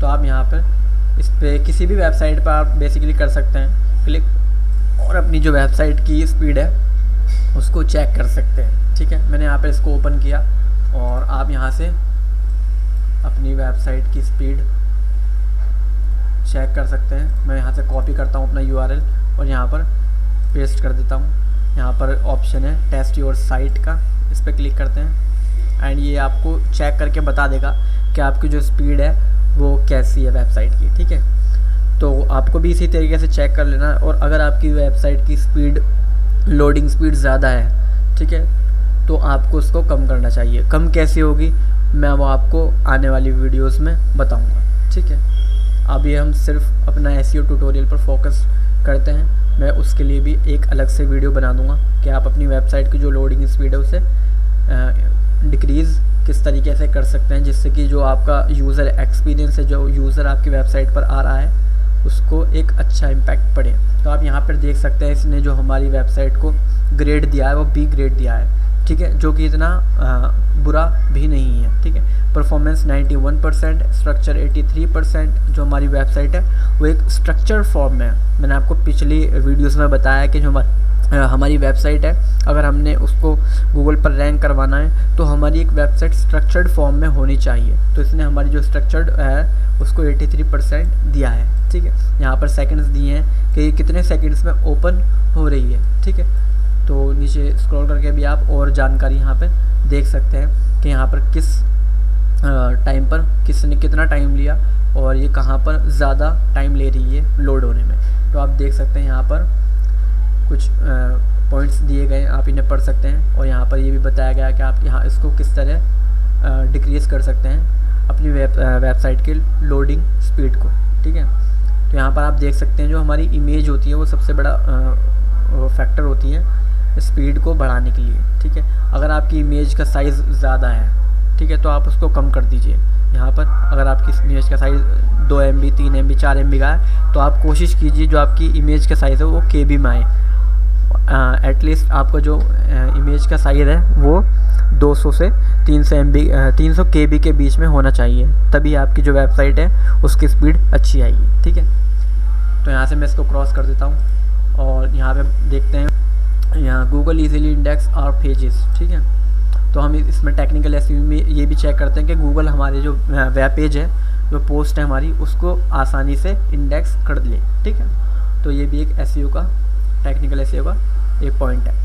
Crawler is able to crawl our site without any issue. जो क्रॉलर है गूगल का, जो बॉट है, वो आसानी से हमारी वेबसाइट पर आ सके और हमारी वेबसाइट को क्रॉल कर सके, ठीक है। इसके लिए हम जो टेक्निक्स फॉलो करते हैं, जो हम robots.txt लगाते हैं अपनी वेबसाइट पर, ठीक है। अगर आपको भी नहीं पता robots.txt क्या है तो मैं आपको बता दूंगा आने वाली वीडियोस में, लेकिन आप समझिए कि एक सिंपली एक robots.txt एक फ़ाइल होती है जो हम अपनी वेबसाइट या अपने ब्लॉग पर लगाते हैं, ठीक है। जिससे क्या होता है कि गूगल का कोई बॉट या कोई भी सर्च इंजन का बॉट आता है और हमारी वेबसाइट को क्रॉल कर पाता है। तो ये भी एक टेक्निकल एसईओ है, ठीक है। Generate any and submit site map. इसमें हम साइट मैप जनरेट करते हैं और अपनी वेबसाइट पर सबमिट कर देते हैं, ठीक है। Inspect the URLs on webmaster tool, ठीक है। यूआरएल को इंस्पेक्ट करना वेबमास्टर टूल में, ये भी एक टेक्निकल एसईओ का पार्ट है, ठीक है। तो मैं आपको ये भी सब आने वाली वीडियोस में क्लियर कराऊंगा कि वेबमास्टर क्या है, हमें इसको किस तरह यूज़ करना चाहिए, साइट मैप क्या है, robots.txt क्या है, ठीक है। तो आपको अपनी वेबसाइट या अपने ब्लॉग को ग्रो करना है, अपने बिज़नेस को ग्रो करना है, तो हमारी वीडियो ट्यूटोरियल के साथ बने रहिए और हमारे यूट्यूब चैनल को ज़रूर सब्सक्राइब कीजिए और बेल आइकन भी। दोस्तों, आज से हम एसईओ की ऑन पेज एक्टिविटीज़ शुरू करने जा रहे हैं, जिसके अंदर हम सबसे पहले बात करेंगे पेज टाइटल की। तो पेज टाइटल एसईओ के अंदर एक बहुत ही इंपॉर्टेंट फैक्टर है, जिसे पढ़कर ही यूज़र जो होता है वो आपके पेज पर बेसिकली क्लिक करता है। तो इसलिए हमारा जो पेज का टाइटल है वो एक अट्रैक्टिव टाइटल होना चाहिए, जिससे कि यूज़र अट्रैक्ट हो और वो उस पेज पर क्लिक करे और वो आपकी वेबसाइट पर पहुंच पाए। तो चलिए शुरू करते हैं इस वीडियो को। और ये एसईओ से रिलेटेड जो सीरीज़ है हमारी, उसकी 5th क्लास है। तो अगर आपने पहले की वीडियो नहीं देखी है तो आप उस एसईओ की जो ट्यूटोरियल की सीरीज़ है, आप वहाँ पर जाके प्लेलिस्ट में देख सकते हैं और वहाँ से पिछली वीडियो देख सकते हैं, ठीक है। तो चलिए वीडियो को शुरू करते हैं। I know you told your friend you're not okay, and tell me what's wrong and why you never said you felt that way. तो किसी भी वेब पेज के अंदर टाइटल का होना बहुत ही ज़रूरी है, ठीक है, क्योंकि आपका टाइटल देखकर ही यूज़र उसको अट्रैक्ट होता है और उसको पढ़ पाता है, ठीक है। तो इसलिए आपका जो भी वेब पेज है उसके अंदर टाइटल होना बहुत ही ज़रूरी है, ठीक है। यहाँ पर कुछ बातें लिखी हैं, आप यहाँ पर पढ़ सकते हैं, ठीक है। टाइटल इंसर्ट करने के लिए हमें एक टैग का इस्तेमाल करना पड़ता है, HTML टैग का। अगर आपको HTML आती है तो आप समझ जाएंगे, और नहीं भी आती तो कोई बात नहीं। जो हमारे CMS होते हैं, कंट्रोल मैनेजमेंट सिस्टम, जैसे कि वर्डप्रेस, ब्लॉगल, जूमला, तो ये ऑटोमेटिकली आपको टाइटल का ऑप्शन देते हैं। जैसे ही आप टाइटल डालते हैं तो आपको वहाँ पर टैग लिखने की ज़रूरत नहीं होती, ये ऑटोमेटिकली टाइटल ले लेते हैं, ठीक है। लेकिन जब आप कोडिंग के थ्रू कोई पोस्ट लिखते हैं तो वहाँ पर आपको इस तरीके से टैग लिखना पड़ता है, HTML टैग, तब जाकर आपको एक टाइटल शो होता है, ठीक है। तो यहाँ पर बेसिकली उसके बारे में यहाँ पर बताया गया है। मैं आपको नीचे डिस्क्रिप्शन में लिंक भी दे दूँगा इस पेज की, आप वहाँ पर जाकर पढ़ भी सकते हैं। अब हम नीचे स्क्रॉल करते हैं और जानते हैं पेज टाइटल के बारे में, ठीक है। तो यहाँ पर कुछ इंपॉर्टेंट पॉइंट्स दिए गए हैं। यहाँ पर लिखा है there are some important tips about SEO page title are given below, okay. तो यहाँ पर नीचे कुछ इंपॉर्टेंट टिप्स दी गई हैं जो आपको एक वेब पेज का टाइटल लिखते समय ध्यान में रखनी है, ठीक है। यहाँ पर सबसे पहले दिया गया लेंथ। तो आपके जो टाइटल की लेंथ होनी चाहिए वो मैक्सिमम 60 कैरेक्टर्स की होनी चाहिए, ठीक है। और यहाँ पर लिखा हुआ है you should keep in mind that you should not exceed 60 characters, ठीक है। आपको अपने टाइटल की जो लिमिट है वो 60 कैरेक्टर्स के अंदर ही रखनी है, ठीक है। क्योंकि अगर आप 60 कैरेक्टर्स से ज़्यादा का टाइटल लिखते हैं तो आपका पूरा शो नहीं होगा, ठीक है। जो गूगल है, जो सर्च इंजन है, वहाँ पर वो आधा टाइटल शो होगा, उसके बाद डॉट डॉट डॉट आ जाएंगे। तो आपको इस चीज़ का ध्यान रखना है कि आपको 60 कैरेक्टर्स के अंदर ही अपने टाइटल को रखना है, ठीक है। आप यहाँ पे देख सकते हैं इस तरीके से आपका आएगा, ठीक है। 60 कैरेक्टर्स के बाद आपके यहाँ पर डॉट आने शुरू हो जाएंगे, ठीक है, यहाँ पर इस तरीके से, ठीक है। नीचे स्क्रॉल करते हैं। And don't do keyword stuffing. आपको टाइटल लिखते समय कीवर्ड स्टफिंग नहीं करनी है, ठीक है। इस चीज़ का हमेशा आपको ध्यान रखना है। कीवर्ड स्टफिंग होती है मीन्स एक कीवर्ड को एक से ज़्यादा बार यूज़ करना कीवर्ड स्टफिंग कहलाती है, ठीक है। तो अगर आप एक बार अपना कीवर्ड यूज़ कर लेते हैं तो उसके बाद आपको दोबारा अपना कीवर्ड यूज़ नहीं करना है, ठीक है। जैसे कि मैं आपको दिखा देता हूँ, यहाँ पर मैं यहाँ पर सर्च करता हूँ व्हाट इज़ एडसेंस। यहाँ पर मैंने सर्च करा व्हाट इज़ एडसेंस, ठीक है। तो यहाँ पर जो एडसेंस है ये एक कीवर्ड है, ठीक है। यहाँ पर आप देख सकते हैं यहाँ पर सिर्फ एक ही बार कीवर्ड का इस्तेमाल किया गया है, यहाँ पर दोबारा एडसेंस का यूज़ नहीं किया गया। तो आपको भी इसी तरह करना है, सिर्फ आपको एक बार एडसेंस का जो आपका कीवर्ड है उसका यूज़ करना है, उसके अलावा आपको अपना यूज़ नहीं करना, ठीक है। सिर्फ एक बार, नहीं तो वो कीवर्ड स्टफिंग कहलाई जाएगी। और अगर आप कीवर्ड स्टफिंग कर रहे हैं अपनी वेबसाइट पर तो गूगल इसको सही नहीं मानता है। गूगल आपकी जो वेबसाइट की रैंकिंग है उसको डाउन कर देगा, तो आपकी वेबसाइट पर ट्रैफिक भी आपका डाउन हो जाएगा, ठीक है। तो इस चीज़ का आपको ध्यान रखना है। थर्ड पॉइंट है यहाँ पर हेडिंग टैग्स। तो यहाँ पर हेडिंग टैग्स की कोई इम्पोर्टेंट नहीं है या इतना यहाँ पर, ठीक है, क्योंकि हम जो टाइटल लेते हैं वो बेसिकली हेडिंग टैग्स में नहीं लेते, हम जो टाइटल लेते हैं वो टाइटल टैग में ही लेते हैं। तो यहाँ पर ये इसका कोई यूज़ नहीं है, ठीक है। यहाँ से नीचे स्क्रॉल करते हैं, यहाँ पर देखते हैं फोर्थ नंबर पर रिलेवेंट। ये एक इम्पॉर्टेंट है, आपको जो टाइटल है वो आपके कंटेंट से रिलेवेंट होना चाहिए, ठीक है। आपके कंटेंट से रिलेटेड आपका टाइटल होना चाहिए। ऐसा नहीं कि आपका जो कंटेंट है वो तो है गेमिंग के बारे में, लेकिन जो आपका टाइटल है आप टाइटल अपना लिख दें किसी और चीज़ के बारे में, एसईओ के बारे में, डिजिटल मार्केटिंग के बारे में। ऐसा नहीं होना चाहिए। अगर आपका कंटेंट गेमिंग के बारे में है तो आपका जो टाइटल है पेज का वो भी गेमिंग के बारे में ही होना चाहिए, गेमिंग से रिलेटेड ही होना चाहिए, ठीक है। तो यहाँ पर एक पॉइंट भी लिखा हुआ है, always remember your title should be relevant to your content. आपका जो टाइटल है वो आपके कंटेंट से रिलेटेड ही होना चाहिए, ठीक है। यहाँ पर फिफ्थ पॉइंट दिया गया, यूज़ ब्रांड नेम। तो आप अपने ब्रांड नेम का भी इस्तेमाल कर सकते हैं अपना टाइटल लिखते समय वक्त, ठीक है। यहाँ पर मैंने एक सर्च किया था एक कीवर्ड व्हाट इज़ एडसेंस, तो आप यहाँ पर देख सकते हैं, यहाँ पर टाइटल है हाउ एडसेंस वर्क्स, ठीक है। उसके बाद यहाँ पर जो एक ब्रांड नेम दिया गया है, ठीक है, गूगल ने अपना ब्रांड नेम दिया यहाँ पर गूगल सपोर्ट। तो इस तरीके से आप अपना ब्रांड नेम यूज़ कर सकते हैं, ठीक है। यहाँ पर देख सकते हैं आप विकीपीडिया, गूगल एडसेंस एंड यहाँ पर विकीपीडिया ने अपना ब्रांड नेम यूज़ कर रखा है। इसलिए आपके अगर वेबसाइट है, आप ये ब्लॉग में नहीं कर सकते, आपकी अगर वेबसाइट है तो ही आप इसको यूज़ करें, नहीं तो आप नहीं करें, ठीक है। अगर आपकी वेबसाइट है तो ही आपको ये यूज़ करना है ब्रांड नेम, नहीं आप रहने दीजिए, ठीक है।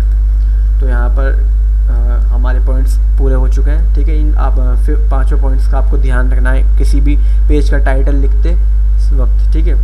और यहाँ पर एक हेडिंग दी गई है, why is SEO page title important. तो एसईओ पेज टाइटल क्यों इम्पोर्टेंट है? तो एसईओ पेज टाइटल एक बहुत ही इम्पोर्टेंट फैक्टर है एसईओ का, और इसे हम कह सकते हैं फर्स्ट इम्प्रेशन। ये एक फर्स्ट इम्प्रेशन होता है हमारे पेज का, ठीक है, जिसे यूज़र पढ़ के डिसाइड करता है कि हमें इस पेज पर विज़िट करना चाहिए या नहीं। तो आपको एक अट्रैक्टिव टाइटल लिखना चाहिए जिससे कि यूज़र आपके टाइटल को पढ़ के अट्रैक्ट हो और वह आपके वेब पेज पर जाने के लिए, आपकी वेबसाइट पर जाने के लिए उत्सुक हो। तो इस चीज़ का आपको ध्यान रखना चाहिए, ठीक है। यहाँ पर कई फीचर सारी चीज़ें लिखी हैं और मैं आपको नीचे डिस्क्रिप्शन में आप लिंक दे दूँगा, आप पढ़ सकते हैं। और कोई चीज़ मैंने मिस कर दी है तो आप मुझे कमेंट में बता सकते हैं। अगर आपको किसी चीज़ में कोई डाउट है या आपको किसी और टॉपिक पर वीडियोस चाहिए तो आप मुझे कमेंट में बता सकते हैं, मैं उसी टॉपिक पर आपको वीडियो प्रोवाइड करा दूँगा। और उम्मीद करते हैं आज की आपको वीडियो पसंद आई होगी, और पसंद आई है तो हमारी वीडियो को ज़्यादा से ज़्यादा लोगों तक शेयर कीजिए, हमारे चैनल को सब्सक्राइब कीजिए। मिलते हैं नेक्स्ट वीडियो में। हेलो दोस्तों, आप सभी का हमारे YouTube चैनल एसईओ ट्यूटोरियल में स्वागत है। और ये हमारी एसईओ ट्यूटोरियल की सीरीज़ की 6th वीडियो है जिसमें हम जानेंगे मेटा डिस्क्रिप्शन के बारे में। कि मेटा डिस्क्रिप्शन क्या है और इसकी इंपॉर्टेंस एसईओ में इतनी क्यों है, और हम मेटा डिस्क्रिप्शन सही तरीके से किस तरह कर सकते हैं, किस तरह लिख सकते हैं जिससे कि हमारी वेबसाइट पर अच्छा इंप्रेशन आए और हमारी वेबसाइट पर ट्रैफिक भी बढ़े। तो बिना किसी देरी के चलिए वीडियो को शुरू करते हैं। I know you told your friend you're not okay, and tell me what's wrong and why you never said you felt that way. तो एसईओ पेज टाइटल के ही तरह मेटा डिस्क्रिप्शन भी एक बहुत ही इम्पोर्टेंट फैक्टर है ऑन पेज एसईओ का। Basically जब हम कोई कीवर्ड या कोई क्वेरी सर्च करते हैं गूगल सर्च इंजन पर, तो हमें काफ़ी सारे रिज़ल्ट मिलते हैं। तो उन रिज़ल्ट में हमें दो चीज़ें मिलती हैं। एक तो होता है हमारा पेज टाइटल, जिसके हमने पहले ही एक वीडियो बना दी है। आपको अगर वो वीडियो देखनी है तो आप आई बटन पर क्लिक करके वो वीडियो देख सकते हैं, ठीक है। और दूसरी चीज़ जो हमें मिलती है वो मिलती है हमें मेटा डिस्क्रिप्शन, ठीक है। पेज टाइटल हमारा ये होता है एंड मेटा डिस्क्रिप्शन जो होता है उसके ठीक नीचे हमारा ये होता है। तो मेटा डिस्क्रिप्शन और टाइटल को पढ़ने के बाद ही जो आपका यूज़र है वो डिसाइड करता है कि वह आपके पेज पर जाए या नहीं। तो इसलिए आपका जो मेटा डिस्क्रिप्शन है वो एक अट्रैक्टिव होना चाहिए, जिससे कि यूज़र इसको पढ़ने के बाद आपकी वेबसाइट पर जाना पसंद करे, ठीक है। तो देखते हैं आप ऐसा डिस्क्रिप्शन किस तरह लिख सकते हैं। तो यहाँ पर कुछ इम्पोर्टेंट पॉइंट्स दिए गए हैं, मैं आपको एक बार पढ़ के सुना देता हूँ यहाँ पर। And Meta description is an important factor of on page SEO which make a good impression on potential readers, ठीक है। मेटा डिस्क्रिप्शन जो है एक बहुत ही इंपॉर्टेंट फैक्टर है ऑन पेज SEO का, और ये एक अच्छा इंप्रेशन डालता है हमारे रीडर्स पर, हमारे यूज़र्स पर, ठीक है। When writing a page's meta description, you have to include the keywords for that page, ठीक है। मेटा डिस्क्रिप्शन लिखते समय आपको उस डिस्क्रिप्शन के अंदर अपने प्राइमरी कीवर्ड, मेन कीवर्ड का भी ध्यान रखना चाहिए। इसका मतलब यह है कि आपको अपना जो आपका प्राइमरी कीवर्ड है उसको भी इसमें एंटर करना चाहिए अपने डिस्क्रिप्शन में। आप यहाँ पर देख सकते हैं, यहाँ पर हाउ एडसेंस वर्क, यहाँ पर जो टाइटल है यहाँ पर कीवर्ड का इस्तेमाल किया गया है जो कि है एडसेंस। और आप देख सकते हैं यहाँ पर मेटा डिस्क्रिप्शन में भी कीवर्ड का इस्तेमाल कई बार किया गया है। देखें एडसेंस एडसेंस एडसेंस। तो इस तरीके से आपको भी अपने मेटा डिस्क्रिप्शन के अंदर कीवर्ड का यूज़ करना चाहिए, ठीक है। The next most important thing is that the description be engaging and interesting to the potential readers, so they decide to click on your web page and rather than some of the results and in the search. Okay, तो जो Meta description होता है उसी के behalf पे ही user decide करता है कि वो आपके पेज पर विज़िट करे या नहीं। तो इसलिए आपको जो मेटा डिस्क्रिप्शन है वो अट्रैक्टिव होना चाहिए, ठीक है।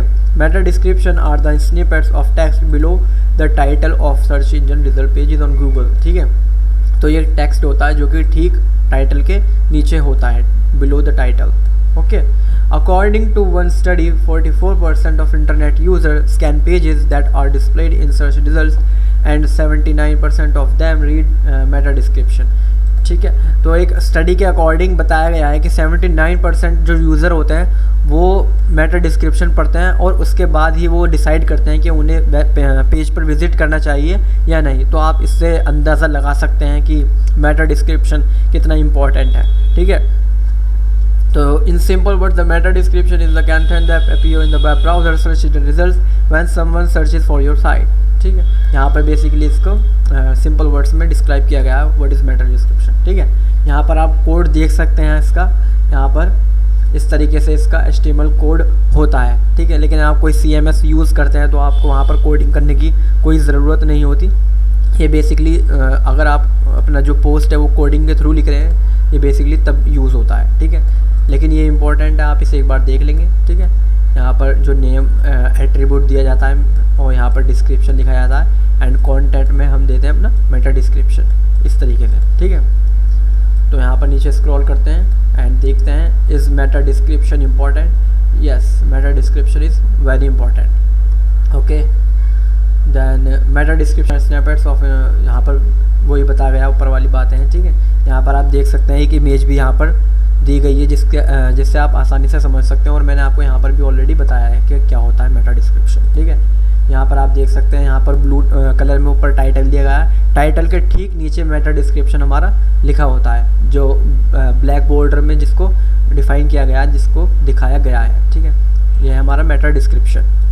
नीचे स्क्रॉल करते हैं, meta description are not only important for SEO, they also important for enticing potential website visitors to click through to your page, ठीक है।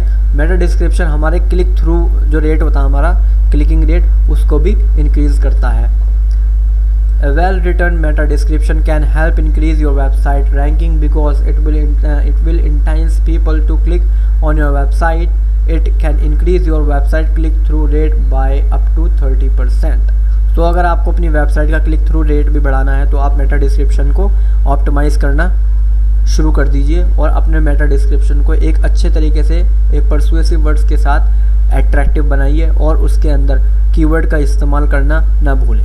ठीक है, तो इस तरीके से आप एक अच्छा मेटा डिस्क्रिप्शन लिख सकते हैं। ठीक है, तो आई होप आपको आज की वीडियो पसंद आई होगी, और पसंद आई है तो हमारी वीडियो को लाइक कीजिए, हमारे चैनल को सब्सक्राइब कीजिए। मिलते हैं नेक्स्ट वीडियो में, तब तक के लिए bye bye.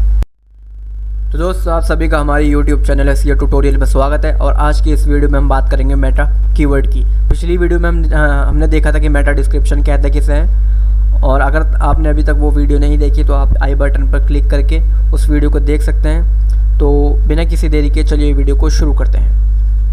I know you told your friend you're not okay, and tell me what's wrong and why you never said you felt that way. तो meta keywords are not used by search engine to determine rankings, यानी आज के समय में meta description इतने important factor नहीं है आपकी वेबसाइट की रैंकिंग को ग्रो करने के लिए, लेकिन कुछ हद तक ये आपकी वेबसाइट को एक आइडिया दे देते हैं जिससे कि आपकी एक वेबसाइट सर्च इंजन पर थोड़ी इंक्रीज़ हो सकती है। लेकिन जो गूगल का सर्च एल्गोरिथम है उसने अपने जो रैंकिंग एल्गोरिथम है उसमें से इस फैक्टर को वहाँ से निकाल दिया है। तो अगर आप अपनी वेबसाइट पर कीवर्ड्स नहीं भी डालते तो उसमें कोई ऐसी दिक्कत वाली बात नहीं है, आपकी वेबसाइट रैंक हो जाती है। लेकिन अगर आप डाल देते हैं तो it's icing on the cake, ये बहुत ही अच्छी बात होगी। ठीक है, तो यहाँ पर कुछ बातें लिखी हैं, हम वो बातें देख लेते हैं और इसको कंप्लीट करते हैं, क्योंकि हम SEO की पूरी कंप्लीट फुल सीरीज़ लेके चल रहे हैं, तो हम नहीं चाहते आपका कोई भी टॉपिक मिस हो। ठीक है, और आप हमारी सीरीज़ को अगर फॉलो कर रहे हैं तो आपको पता होगा कि हम शुरू से ही सारी टॉपिक्स क्लियर करते आ रहे हैं। अगर फिर भी आपको लगता है कि कोई टॉपिक मिस हो गया है तो आप हमें कमेंट में बता सकते हैं, हम उसके ऊपर भी आपको एक वीडियो प्रोवाइड करा देंगे। ठीक है, तो यहाँ पर आप देख सकते हैं the title of your site is the main text और keyword that shows up in search engine result. तो जो आपके टाइटल होता है उसके वो एक मेन कीवर्ड होता है आपके टाइटल के आपके पेज के टाइटल के अंदर। ठीक है, तो इसलिए आपको कीवर्ड की अलग से कीवर्ड एंटर करने की ज़रूरत नहीं होती। ठीक है, इसके अलावा आप जो मेटा डिस्क्रिप्शन लिखते हैं उसके अंदर भी हम कीवर्ड्स का यूज़ करते हैं। ठीक है, तो इसलिए ये मेटा कीवर्ड्स जो है ये इतने आज के समय में इतना इम्पोर्टेंट नहीं है। ठीक है, it should include your main keyword. For example, if your main keyword what is on page SEO, then you would want to include that in the title and meta keywords. ठीक है, suppose आपका जो keyword है main keyword है वो है what is on page SEO, तो आपको इस कीवर्ड को अपने मेटा डिस्क्रिप्शन, अपने टाइटल एंड अपने मेटा कीवर्ड्स के अंदर यूज़ करना चाहिए। ठीक है, तभी आपकी जो वेबसाइट की रैंकिंग है वो ग्रो होती है। ठीक है, लेकिन इस चीज़ का आपको हमेशा ध्यान रखना, आपको कीवर्ड स्टफिंग नहीं करनी। आप अपना कीवर्ड अपने टाइटल में, अपने डिस्क्रिप्शन में सिर्फ 1 या 2 बार ही इस्तेमाल कीजिए। टाइटल में तो आपको सिर्फ 1 ही बार करना है यूज़, लेकिन आप डिस्क्रिप्शन में 1-2 बार कर सकते हैं। ठीक है, लेकिन टाइटल में सिर्फ 1 ही बार करना है। ठीक है, नीचे स्क्रॉल करते हैं। They help search engine to improve the ranking of sites in search results. You should use meta keywords in the header, description, title tags and get maximum benefit from them. ठीक है, अगर आप ज़्यादा से ज़्यादा benefit लेना चाहते हैं मेटा कीवर्ड से तो आपको इसको हेडर के अंदर, डिस्क्रिप्शन के अंदर, टाइटल्स के अंदर यूज़ करना चाहिए। ठीक है, यहाँ पर कोड दिया गया है, अगर आप कोड से अपनी पोस्ट लिख रहे हैं तो यहाँ से आप कोड देख सकते हैं, यहाँ से आप कोड कॉपी भी कर सकते हैं। ठीक है, आपको हेड सेक्शन के अंदर मेटा टैग लेना है, उसके अंदर आप अपने कीवर्ड्स यहाँ पर दे सकते हैं। ठीक है, नेम लिखना है, नेम के अंदर आपको लिखना है कीवर्ड्स एंड देन लिखना है कंटेंट एट्रीब्यूट, और उस एट्रीब्यूट के अंदर आपको अपने कीवर्ड्स दे देने हैं। ठीक है, कीवर्ड्स आप यहाँ से ले सकते हैं, इस तरीके से आपको कीवर्ड्स मिल जाएंगे। और एक और तरीका है कीवर्ड्स लेने का, आप जैसे सर्च करेंगे गूगल पर, मैं यहाँ पर गूगल पर जाता हूँ और यहाँ पर सर्च करता हूँ what is on page SEO। ठीक है, मैंने यहाँ पर सर्च किया what is on page SEO। मैं यहाँ पर नीचे स्क्रॉल करूँगा, स्क्रॉल करने के बाद आप यहाँ पर देख सकते हैं, यहाँ पर हमें काफ़ी सारे कीवर्ड्स मिल जाते हैं। आप इन कीवर्ड्स को भी यूज़ कर सकते हैं अपने वेब पेज के अंदर, क्योंकि ये कीवर्ड्स बेसिकली वो हैं जिनका यूज़र ज़्यादा से ज़्यादा सर्च करते हैं। ठीक है, जिन्हें यूज़र्स सर्च करते हैं गूगल पर। तो गूगल हमें ये बाय डिफ़ॉल्ट ये कीवर्ड्स दे देता है। आपको अगर इन कीवर्ड्स को यूज़ करना है तो आप इन कीवर्ड्स को भी यूज़ कर सकते हैं, नहीं तो आप काफ़ी पेड टूल्स हैं, आप उनका भी यूज़ कर सकते हैं, जैसे SEMrush, Ahrefs। तो इस तरीके से काफ़ी टूल्स हैं, आप उनका यूज़ कर सकते हैं कीवर्ड रिसर्च के लिए। आने वाली वीडियोज़ में आपको ये भी बताऊँगा कि आप फ्री में इन टूल्स का इस्तेमाल करके किस तरह कीवर्ड रिसर्च कर सकते हैं बिना कोई पैसा खर्च किए। ठीक है, तो आप हमारी सीरीज़ के साथ बने रहिए। ठीक है, और देखते हैं नेक्स्ट टॉपिक। यहाँ पर नीचे आपको यहाँ पर एग्जांपल्स दिख रहे हैं, एग्जांपल्स ऑफ मेटा कीवर्ड्स। यहाँ पर ये कुछ कीवर्ड्स के एग्जांपल हैं। ठीक है, नीचे आप यहाँ पर देख सकते हैं ये जो कोड था, यहाँ पर बेसिकली ये वाला कोड है, ये वाला मेटा का जो टैग है, ये बेसिकली ये वाला टैग है। तो यहाँ पर कीवर्ड्स यहाँ पर दिए गए हैं, ये जो कीवर्ड्स ऊपर यहाँ पर दिए गए हैं, यही कीवर्ड्स इसके अंदर डाल दिए गए हैं। ठीक है, आपको कीवर्ड्स लाइन बाय लाइन नहीं लिखने हैं, आपको एक ही लाइन में इनलाइन तरीके से आपको कीवर्ड्स अपने देने हैं। ठीक है, तो यहाँ पर नीचे स्क्रॉल करते हैं और यहाँ पर पढ़ लेते हैं कुछ बातें। Is meta keywords important for SEO? Meta keywords are not as important for SEO as they use to be. ठीक है, मैंने आपको पहले ही बता दिया कि आज के समय में जो गूगल का रैंकिंग एल्गोरिथम है, उसने अपने रैंकिंग एल्गोरिथम में से ये मेटा कीवर्ड्स का जो कंसेप्ट है, जो फैक्टर है, इसको निकाल दिया है। आज के समय में इतना कारगर नहीं है जितना पहले होता था। ठीक है, तो आप आज के समय में इसका यूज़ करना चाहते हैं तो कर सकते हैं, नहीं करना चाहते तो ना कीजिए। It's all up to you. ठीक है, तो आई होप आपको वीडियो पसंद आई होगी। वीडियो पसंद आई है तो हमारी वीडियो को लाइक कीजिए, चैनल को सब्सक्राइब कीजिए। मिलते हैं नेक्स्ट वीडियो में। दोस्तों, आज के इस वीडियो में हम बात करेंगे इंटरनल लिंकिंग की, कि इंटरनल लिंकिंग किसे कहते हैं और इंटरनल लिंकिंग हमें क्यों करनी चाहिए, जिससे कि हमारी वेबसाइट की जो रैंकिंग है वो गूगल पर इंक्रीज़ हो। तो चलिए बिना किसी देरी के वीडियो को शुरू करते हैं। और ये हमारी SEO ट्यूटोरियल से रिलेटेड 7th क्लास है। और अभी तक आपने हमारे चैनल को सब्सक्राइब नहीं किया है तो हमारे चैनल को सब्सक्राइब कीजिए और बेल आइकन भी दबाना ना भूलें। I know you told your friend you're not okay, and tell me what's wrong and why you never said you felt that way. तो बेसिकली इंटरनल लिंकिंग एक कनेक्शन होता है एक वेब पेज से दूसरे वेब पेज का। मान लीजिए आपकी वेबसाइट का कोई एक पेज किसी दूसरे पेज से कनेक्टेड है लिंक के माध्यम से, तो उसको हम इंटरनल लिंकिंग कहते हैं। और ये ऑन पेज का एक बहुत ही ज़रूरी फैक्टर है। अगर आपको अपनी वेबसाइट की रैंकिंग गूगल पर बढ़ानी है, किसी भी सर्च इंजन के ऊपर बढ़ानी है, तो आपको इंटरनल लिंकिंग अपनी वेबसाइट के अंदर ज़रूर करनी चाहिए। ठीक है, यहाँ पर कुछ पॉइंट्स दिए गए हैं, हम उनके बात करते हैं उनके ऊपर। Internal linking are the links that you place with the same website और blog in order to guide a visitor through different pages. तो इंटरनल लिंकिंग जो होती है वो बेसिकली सेम वेबसाइट पर होती है। तो सेम वेबसाइट का एक पेज किसी दूसरे पेज से कनेक्ट है तो उसको हम कहते हैं इंटरनल लिंकिंग। सिंपल भाषा में आप ऐसा समझ लीजिए इसको। ठीक है, नीचे स्क्रॉल करते हैं। तो internal links are important because they help search bots find your content and crawl them appropriately. ठीक है, तो इंटरनल लिंकिंग जो है वो यूज़र को तो उसका बेनिफिट होता ही है। अगर आपके पेज पर कोई इंटरनल लिंकिंग लगी है, सपोज मैं नीचे यहाँ पर स्क्रॉल करता हूँ तो आप यहाँ पे देख सकते हैं मैंने यहाँ पर एक लिंक लगा रखी है। ठीक है, यहाँ पर आप देख सकते हैं यहाँ पर फोरम पोस्टिंग लिखा हुआ है और ये एक लिंक लगी हुई है। अगर मैं इस पर क्लिक करता हूँ तो मैं यहाँ पे इस पर रीडायरेक्ट कर दूँगा फोरम पोस्टिंग के जो साइट्स है यहाँ पर, ये मैं इस पर रीडायरेक्ट कर दूँगा इस पेज पर। तो ये बेसिकली जो दोनों पेज है ये दोनों आपस में इंटरनल लिंक्ड है, तो इसको हम इंटरनल लिंकिंग कहते हैं। ठीक है, और इस तरह ही आपको अपनी वेबसाइट के अंदर इंटरनल लिंकिंग करनी चाहिए, जिससे कोई यूज़र आता है वो आपका आर्टिकल पढ़ेगा और अगर उसको दूसरी वेबसाइट पर दूसरे पेज पर जाना है तो उसको इस पर क्लिक करके लिंक पर वो वहाँ पे दूसरे पेज पर जा सकता है, जिससे क्या होगा आपकी जो वेबसाइट के व्यूज़ है वो भी इंक्रीज़ होंगे और आपकी वेबसाइट की रैंकिंग भी इंक्रीज़ होगी। इसी तरीके से ये इम्पॉर्टेंट है बॉट के लिए भी।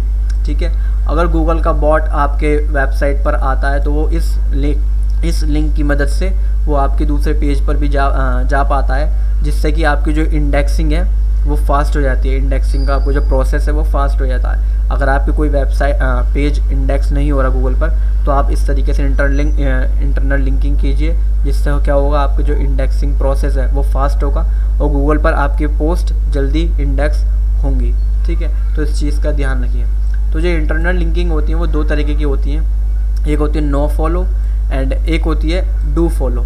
तो नो फॉलो में क्या होता है, जो भी लिंक होती है वो किसी भी अथॉरिटी को पास आउट नहीं करती, लेकिन डू फॉलो में क्या होता है, जो अथॉरिटी होती है किसी वेबसाइट की, वो अपनी अथॉरिटी जिसको वो लिंक दे रही है उसको पास आउट कर देती है, ठीक है।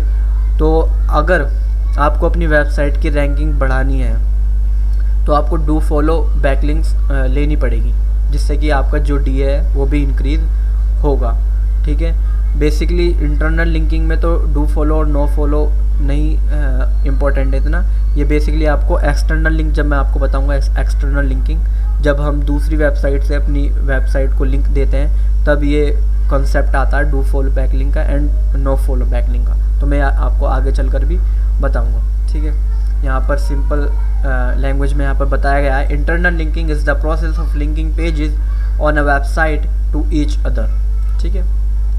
When there are some links from one page to another, it helps search engines understand the topic of the site and increase the ranking and the authority of website, ठीक है। तो हमें internal linking करते हैं तो इससे क्या होता है, हमारी जो वेबसाइट की रैंकिंग है वो इंक्रीज़ होती है और जो हमारी अथॉरिटी है, जो हमारी DA है, डोमेन अथॉरिटी या पेज अथॉरिटी पी है, दोनों इंक्रीज़ होती हैं, ठीक है। तो यहाँ पर कुछ चीज़ें दी गई हैं जो आपको इंटरनल लिंकिंग करते समय ध्यान में रखनी चाहिए, ठीक है। नीचे यहाँ पर पॉइंट्स दिए गए हैं कुछ। यहाँ पर फर्स्ट पॉइंट दिया गया है, make sure that you are using the right keywords in your link, ठीक है। जब आप कोई भी लिंक लगाते हैं तो आपको कीवर्ड का यूज़ करना चाहिए। जैसे यहाँ पे मैंने लिंक लगा रखा है फोरम पोस्टिंग, तो यहाँ पर मैंने कीवर्ड का यूज़ किया है फोरम पोस्टिंग, ठीक है। तो आपको इस तरीके से कोई भी कीवर्ड हो उसका यूज़ करना चाहिए, ठीक है, जो कि आपके कंटेंट से रिलेटेड होना चाहिए, ठीक है। सेकंड पॉइंट दिया गया है यहाँ पर, make sure that your links are relevant to the page that they are linking to, ठीक है। आपकी जो लिंक है वो आपके पेज से relevant,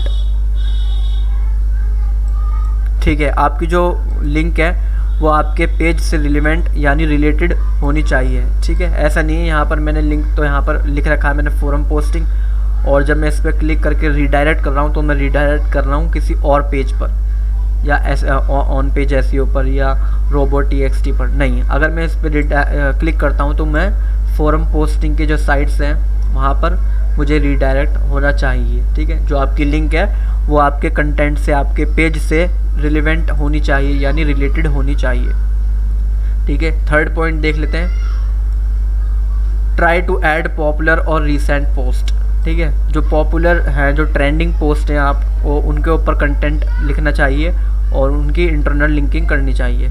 you should add related post links, ठीक है। रिलेटेड पोस्ट लिंक को ऐड करना चाहिए, जैसे कि ये मेरा पोस्ट है, ये ऑन पेज एसईओ के बारे में है, तो कोशिश करें कि ऑन पेज एसईओ के बारे में ही इसमें इंटरनल लिंकिंग लगाएं, ठीक है। इस तरीके से आपकी जो लिंकिंग है वो भी रिलेवेंट होनी चाहिए, रिलेटेड होनी चाहिए, ठीक है। Internal linking has many benefits, ठीक है। यहाँ पर कुछ बेनिफिट्स दिए गए इंटरनल लिंकिंग के, आप यहाँ पर पढ़ लेंगे, मैं नीचे आपको डिस्क्रिप्शन में लिंक प्रोवाइड करा दूँगा।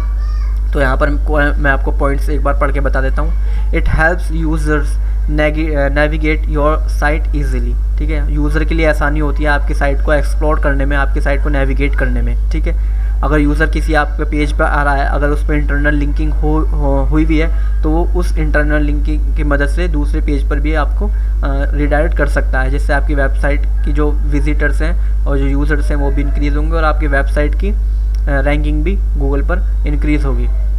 It improves SEO by giving search engines more information about your sites topics, ठीक है। ये जो है ये ज़्यादा इन्फॉर्मेशन देता है, मोर इन्फॉर्मेशन देता है किसको, सर्च इंजन को, जिससे आपका जो इंडेक्सिंग का प्रोसेस है वो भी फास्ट हो जाता है। आपकी जो पोस्ट इंडेक्स नहीं हो रही वो भी हो जाती है। तो इसलिए अगर आपकी कोई पोस्ट आपने लिख रखी है वो गूगल पर इंडेक्स नहीं हो रही, वो गूगल पर शो नहीं हो रही, तो आपको अपनी वेबसाइट के अंदर इंटरनल लिंकिंग ज़रूर करनी चाहिए, जिससे कि आपकी जो इंडेक्सिंग का प्रोसेस है वो भी इंक्रीज़ होगा, वो भी जल्दी होगा, ठीक है।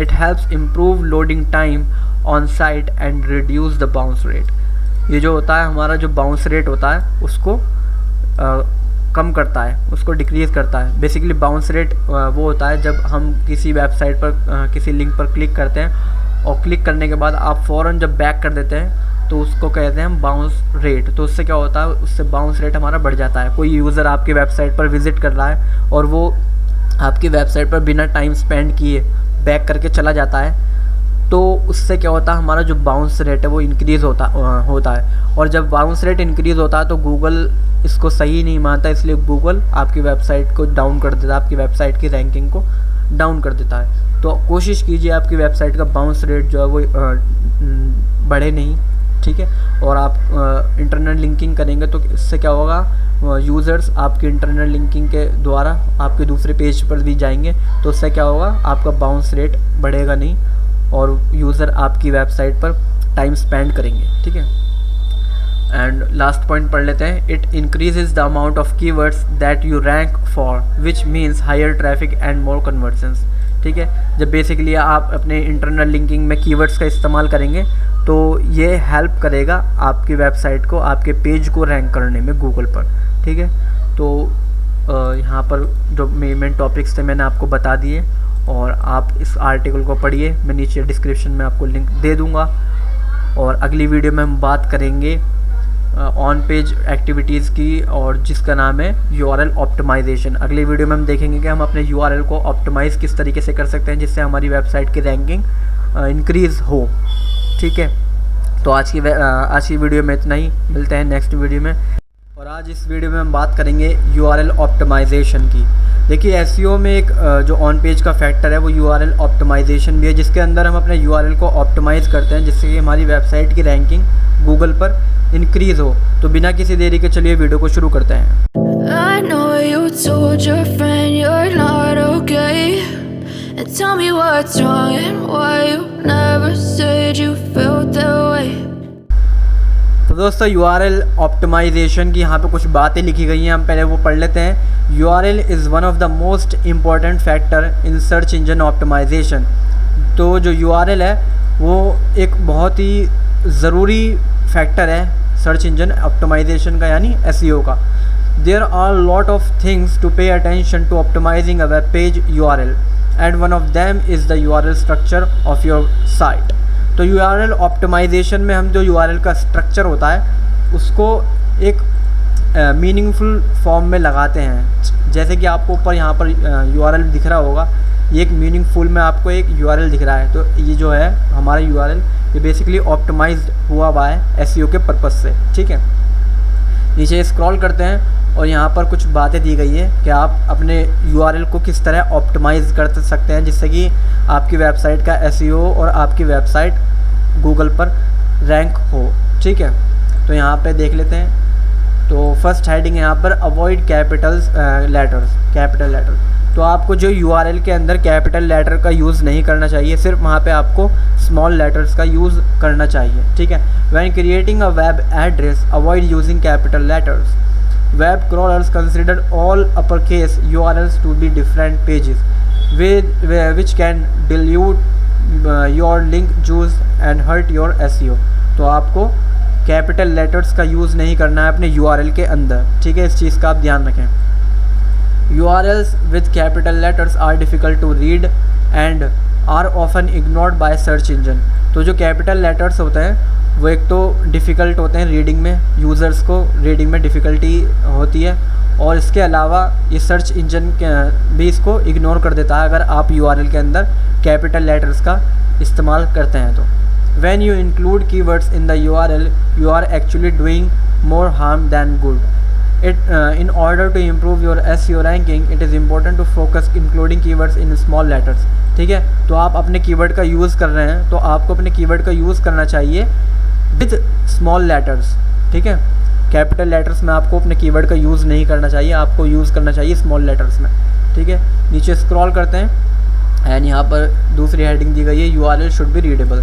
तो आपका जो URL है वो रीडेबल होना चाहिए, उसमें कोई भी न्यूमेरिक नंबर नहीं होना चाहिए, उसमें सिर्फ अल्फ़ाबेट्स होने चाहिए, वो भी स्मॉल लेटर्स में, ठीक है। When it comes to optimizing your website for search engine, one of the most important thing you can do this, make sure your URLs are readable. ठीक है, आपका जो URL है वो ह्यूमन भी रीड कर सके और जो गूगल का बॉट है वो भी आसानी से समझ सके, ऐसा आपका URL होना चाहिए। तभी आपका जो URL है वो अच्छी तरीके से SEO के पर्पस से ऑप्टिमाइज हो पाएगा। ठीक है, this means using keywords in your URLs that will help people and search engine understand what your page is about। ठीक है, तो आपको अपने URL के अंदर कीवर्ड का, जो आपका मेन कीवर्ड है उसका यूज़ करना चाहिए। जैसे कि हमारा ये जो पेज है, ये पेज हमारा है URL ऑप्टिमाइजेशन के बारे में, तो आप यहाँ पर ऊपर इसका वो भी देखेंगे, जो इसका URL है वो भी यहाँ पर इसका मेन कीवर्ड यहाँ पर दिया गया URL ऑप्टिमाइजेशन। ठीक है, मैं आपको डिस्क्रिप्शन में भी नीचे लिंक दे दूँगा, आप वहाँ पर उसे ओपन करके देख सकते हैं। ठीक है, ओके, यहाँ पर पढ़ते हैं। A good URL is easy to read and understand. एक जो अच्छा URL होता है वो ईजी टू रीड होता है और अंडरस्टैंडेबल होता है, जिससे कि यूज़र और बॉट गूगल का आसानी से उसे समझ पाते हैं। ठीक है, it also uses keywords that people might use when searching for your website. You can improve your website SEO by optimizing your URL. तो आप अपनी साइट का SEO improve कर सकते हैं with optimizing your URL. There are few things you can do to make your URL more readable and help with your SEO. ठीक है, तो यहाँ पर कुछ टिप्स दी गई हैं जिससे आप अपने URL को ऑप्टिमाइज़ कर सकते हैं। ओके, फर्स्ट यहाँ पर दिया गया है use keywords in your URLs। ठीक है, ये मैंने आपको पहले ही बताया है, आप अपने URL के अंदर कीवर्ड का यूज़ कीजिए, जो आपका मेन कीवर्ड है उसका यूज़ कीजिए। ठीक है, keep URL short and easy to remember. ठीक है, कोशिश कीजिए आपको जो URL है वो शॉर्ट हो और ईजी टू रिमेंबर हो, जिससे कि यूज़र उसको आसानी से याद कर पाए। अगर यूज़र को आसानी से याद होगा तो आपकी वेबसाइट गूगल पर टाइप करके ढूंढ लेगा। ठीक है, अगर वो ज़्यादा कॉम्प्लिकेटेड होगा तो उसको भी रिमेंबर करना, उसको याद करना भी हो सके, उसके लिए डिफ़िकल्ट हो। ठीक है, तो कोशिश कीजिए आपका जो URL है वो short and easy to remember होना चाहिए। ठीक है, थर्ड पॉइंट है यहाँ पे use hyphens with separate words in URL। तो आपको यहाँ पर हाइफन का यूज़ करना है 2 वर्ड के बीच में। अगर आप वर्ड्स को सेपरेट करना चाहते हैं, कि वर्ड को अलग अलग करना चाहते हैं, तो आप उसके बीच में हाइफन यूज़ करेंगे, जिस तरह आप यहाँ पर देख भी सकते हैं। ठीक है, add relevant keyword to the end of URLs and add relevant keywords. जो आपके कंटेंट से रिलेटेड कीवर्ड्स हैं आप उनको यूज़ कर सकते हैं अपने URL के अंदर। Basically if you want to optimize your web page URL then you have to add primary keyword in URL and avoid to insert irrelevant thing in your URL। ठीक है, जो आपके कंटेंट से, आपके URL से related नहीं है, आपको URL के अंदर उन चीज़ों को नहीं डालना चाहिए। ठीक है, फॉर एग्ज़ाम्पल यहाँ पर एग्ज़ाम्पल दिया गया है, आप यहाँ पर देख सकते हैं। यहाँ पर जो URL है उसको किस तरीके से यहाँ पर लिखा गया है। ठीक है, यहाँ पर बिल्कुल भी यहाँ पर समझ नहीं आ रहा कि ये किस तरीके से लिखा गया है। यहाँ पर नंबर दिए गए 3283 और फिर इसके बाद लिखा गया पेज SEO। तो ये एक SEO के पर्पज़ से यहाँ पर ये URL जो है वो ऑप्टिमाइज़ नहीं है। लेकिन आप एक नीचे देखेंगे यहाँ per your URL should be look like this. ठीक है, यहाँ पर एग्जांपल दिया गया है, ये जो URL है फुल्ली ऑप्टिमाइज्ड URL है। ठीक है, आप यहाँ पर देख सकते हैं, यहाँ पर एक समझ में भी आ रहा है, यहाँ पर कीवर्ड भी लिया गया है और ये शॉर्ट भी है और ये ईजी टू रिमेंबर भी है, जिससे यूज़र आसानी से इसे याद भी कर सकता है। On page SEO checklist. ठीक है, इस तरीके से आपको अपना URL ऑप्टिमाइज़ करना है, जिससे कि आपकी वेबसाइट की रैंकिंग सर्च इंजन्स पर ग्रो होगी।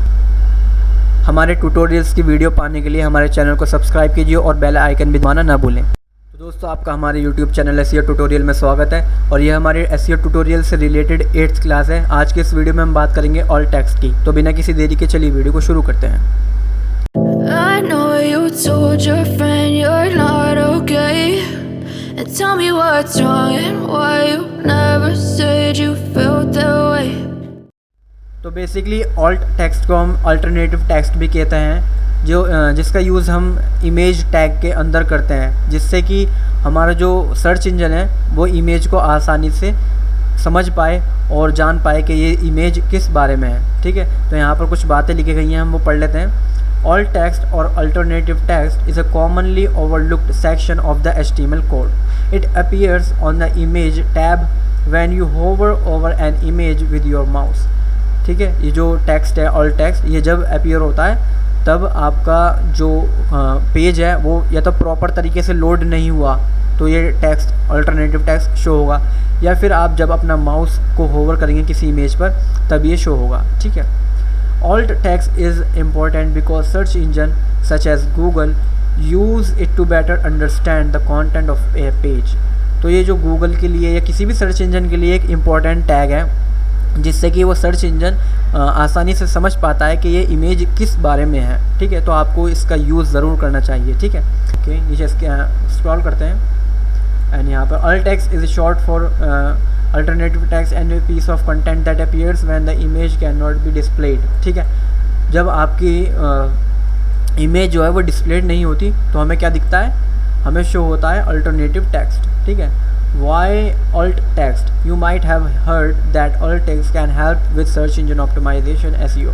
With alt text you give the search engine a description of the image that you are using। If the image is not visible then the alt text will be used by the search engine instead। ठीक है, अगर कोई image load नहीं होती या कोई page load होने में टाइम लेता है तो जो आपकी इमेज है अगर वो लोड नहीं हुई तो जो आपका alt text है वो यूज़र को और सर्च इंजन को शो होता है, इसलिए ये alt text ज़रूरी होता है। ठीक है, This helps with SEO because it gives you an opportunity to expand on your keywords in your website copy। You have to add alt text inside the alt attribute which is placed in an image tag। The whole HTML code is given below। ठीक है, तो जो alt text है उसे हम कहाँ पर insert करते हैं, उसे करते हैं हम इमेज टैग के अंदर। ठीक है, यहाँ पर नीचे कोड दिया गया है HTML कोड, यहाँ पर आप देख सकते हैं। यहाँ पर इमेज का टैग दिया गया है पहले, और उस इमेज के टैग के अंदर यहाँ पर alt एट्रीब्यूट है। ठीक है, alt जो है वो एक एट्रीब्यूट है। अगर आपको HTML आती है तो आपको पता होगा कि alt जो है एक एट्रीब्यूट है और जो इमेज है ये एक टैग है। ठीक है, तो इमेज टैग के अंदर alt एट्रीब्यूट देना है आपको। इसके बाद आपको यहाँ पर जो आपका कीवर्ड है या जो आपकी इमेज है उसके बारे में यहाँ पे आपको अपने alt टैग के अंदर लिख देना है। ठीक है, जो बेसिकली वर्डप्रेस है या और भी CMS है, जूमला है, उसमें बेसिकली आपको ये कोड लिखने की ज़रूरत नहीं होती, उसमें ऑप्शन दे देता है आपको alt टेक्स्ट लिखने का, आप वहाँ पे लिख सकते हैं। ठीक है, लेकिन बेसिकली जब आप HTML कोड का इस्तेमाल करके जब आप पोस्ट लिखते हैं, ठीक है, या कुछ वेबसाइट क्रिएट करते हैं तो वहाँ पर आपको इस तरीके से कोडिंग करनी पड़ती है। तो आपको यहाँ पर कोड दिया गया है। ठीक है, और आई होप आपको आज की वीडियो पसंद आई होगी। आज की वीडियो पसंद आई है तो हमारी वीडियो को लाइक कीजिए और चैनल को सब्सक्राइब कीजिए। मिलते हैं नेक्स्ट वीडियो में। हेलो दोस्तों, आप सभी का हमारे YouTube चैनल SEO ट्यूटोरियल में स्वागत है, और ये हमारी SEO ट्यूटोरियल से रिलेटेड 10th वीडियो है जिसके अंदर हम बात करेंगे हेडिंग्स की, और जानेंगे कि SEO में हेडिंग्स क्यों इंपॉर्टेंट है और हमें हेडिंग्स का इस्तेमाल किस तरह करना चाहिए जिससे हमारी वेबसाइट की जो रैंकिंग है वो इंक्रीज़ हो। तो बिना किसी देरी के चलिए वीडियो को शुरू करते हैं। I know you told your friend you're not okay, and tell me what's wrong and why you never said you felt that way। तो हेडिंग्स बेसिकली SEO के अंदर इसलिए यूज़ की जाती है ताकि सर्च इंजन जो होता है हमारा वो हमारे कंटेंट के बारे में आसानी से समझ पाए कि हमारा कंटेंट किस बारे में है। हेडिंग्स आपकी 6 टाइप्स की होती हैं जिसके अंदर आप कंटेंट लिखते हैं अपना। आप यहाँ पर देख सकते हैं, यहाँ पर HTML कोड दिया गया है हेडिंग्स का H1, H2, H3, H4, H5, H6। ठीक है, जो हमारी सबसे बड़ी हेडिंग होती है वो होती है H1, एंड जो सबसे छोटी हेडिंग जो हमारी होती है वो होती है H6। तो हम अपने आर्टिकल के अकॉर्डिंग, अपने पैराग्राफ के अकॉर्डिंग इन हेडिंग्स का यूज़ करते हैं। जैसे कि जो हमारा मेन हेडिंग है उसको हम लिखते हैं H1 में, और जो हमारी सब हेडिंग्स हैं उनको हम लिखते हैं H2 में, H3 में, H4 में एंड सो ऑन। इस तरीके से हम लिखते हैं, और आप यहाँ पे इसका आउटपुट देख सकते हैं। ये बेसिकली ये कोड है, HTML कोड है ये। आपको HTML अगर आती है तो आपको ये पता होगा। ठीक है, और जो इसका आउटपुट निकलता है वो ऐसा निकलता है। H1 आप देख सकते हैं, ये सबसे बड़ी हेडिंग है, आप यहाँ पर देख सकते हैं जो सबसे बड़ी शो हो रही है यहाँ पर। ठीक है, उसके बाद H2 है, फिर H3 है, फिर H4 एंड फिर उसी तरह से 5 एंड 6। ठीक है, आप यहाँ पर आउटपुट देख सकते हैं। तो SEO के अंदर हेडिंग का इस्तेमाल आपको ज़रूर करना चाहिए। आप अगर अपने वेबसाइट के लिए कोई कंटेंट लिखते हैं या आप अपनी ब्लॉग के लिए कोई ब्लॉग पोस्ट लिखते हैं तो उसके अंदर आप हेडिंग ज़रूर यूज़ करेंगे, जिससे कि आपका सर्च इंजन जो है वो आपके कंटेंट के बारे में आसानी से जान पाएगा। ठीक है, तो ऊपर स्क्रॉल करके यहाँ पर आप कुछ बातें हैं आप यहाँ पर पढ़ सकते हैं। मैं आपको नीचे डिस्क्रिप्शन में भी लिंक प्रोवाइड करा दूँगा, और यहाँ पे थोड़ा पढ़ लेते हैं इसके बारे में क्या है। This means that the structure of heading can directly affect how people interact with your content. If you use H1 to H6 tags appropriately, however, you can enhance the readability and usability of your content, which will improve its ranking in which engines. ठीक है, तो ये क्या होता है, ये search engine के लिए भी और जो यूज़र है उसके लिए भी, दोनों के लिए आसानी पैदा कर देता है, जिससे कि यूज़र और सर्च इंजन दोनों आसानी से आपका कंटेंट समझ पाते हैं. अगर आप बिना हेडिंग यूज़ किए अपना कंटेंट लिखते जाएंगे तो उससे यूज़र कन्फ्यूज़ हो जाएगा कि ये सारा कंटेंट है किस बारे में. अगर आप प्रॉपर तरीके से अपने पैराग्राफ को हेडिंग्स में डिवाइड करेंगे तो इससे यूज़र भी आपके कंटेंट के बारे में समझ पाएगा और आप सर्च इंजन जो है वो भी इसके बारे में समझ पाएगा, जिससे क्या होगा, वो आपकी वेबसाइट को अच्छा रिस्पांस देंगे और वह आपकी वेबसाइट पर बार बार आना पसंद करेंगे, जिससे आपकी वेबसाइट की जो रैंकिंग है वो सर्च इंजन में बढ़ जाएगी. ठीक है, तो आपको हेडिंग्स का ज़रूर इस्तेमाल करना चाहिए. इसके अलावा भी अगर आपको कोई डाउट है इसमें, आप मुझे कमेंट में बता सकते हैं, मैं आपको रिप्लाई करने की पूरी कोशिश करूँगा. ठीक है, और अगली वीडियो में हम देखेंगे यहाँ पर कैनोनिकल टैग, जो कि एक बहुत ही इम्पोर्टेंट टैग है हमारे चैनल. कई बार होता है कि आप अपनी वेबसाइट के अंदर डुप्लिकेट कंटेंट यूज़ करने के लिए मजबूर हो जाते हैं. जो आपका कंटेंट होता है आपको उसको दोबारा रीयूज़ करना होता है, तो उसमें क्या होता है कि जो गूगल है वो ये ना समझे कि हमारा जो वेबसाइट है उसमें डुप्लिकेट कंटेंट का यूज़ हो रहा है, इसलिए हमें कैनोनिकल टैग का इस्तेमाल करना पड़ता है. इसलिए हमारे एसईओ के लिए भी और हमारी वेबसाइट की परफॉर्मेंस के लिए भी बहुत ही ज़रूरी टैग है. आज की वीडियो में इसी बारे में बात करेंगे और ये हमारी एसईओ ट्यूटोरियल से रिलेटेड 11th वीडियो है. और बिना किसी देरी के चलिए वीडियो को शुरू करते हैं. I know you told your friend you're not okay, and tell me what's wrong and why you never said you felt that way. तो यहाँ पर हम देखते हैं कैनोनिकल टैग क्या है. तो the canonical tag is a piece of code that you can place on your website to tell Google which page to rank for a specific keyword. The canonical tag tells Google which version of your page to index to avoid duplicate content issues. ठीक है, यहाँ पर हम जो इसका canonical tag का इस्तेमाल करते हैं वो किस लिए इस्तेमाल करते हैं, जो डुप्लिकेट कंटेंट का इशू होता है, ठीक है, उसको दूर करने के लिए. ठीक है, कई बार ऐसा होता है कि हमें अपना कंटेंट दोबारा किसी और पेज में अपनी वेबसाइट के यूज़ करना पड़ता है, तो उससे क्या होता है कि गूगल को ऐसा लगता है जैसे कि हमने अपनी वेबसाइट के अंदर डुप्लिकेट कंटेंट का यूज़ किया है, लेकिन हम मजबूरी में ऐसा करते हैं. तो हमें उस वक्त इस प्रॉब्लम को दूर करने के लिए, डुप्लिकेट कंटेंट इशू को दूर करने के लिए हमें कैनोनिकल टैग का इस्तेमाल करना पड़ता है. तो कैनोनिकल टैग का आप यहाँ पर कोड देख सकते हैं, मैं आपको नीचे दिखा देता हूँ. यहाँ पर आप देख सकते हैं आपको हेड सेक्शन के अंदर लिंक टैग लेना पड़ता है. उसके अंदर आप यहाँ पर रिलेशन में आप एट्रीब्यूट लेंगे रिलेशन का, उसके अंदर आप कैनोनिकल लिखेंगे और यहाँ पर एच रेफरेंस लिख के आप उसके अंदर यहाँ पर उस पेज का आप यहाँ पर URL देंगे जिस पेज को आपने रैंक कराना है. ठीक है, जिस पेज को आपको रैंक कराना है, क्योंकि आपके अगर 2 डुप्लिकेट पेजेस हैं तो आपको सिर्फ एक को ही रैंक कराना होगा और आपको जिस पेज को रैंक कराना है आप उसका यहाँ पर URL दे देंगे.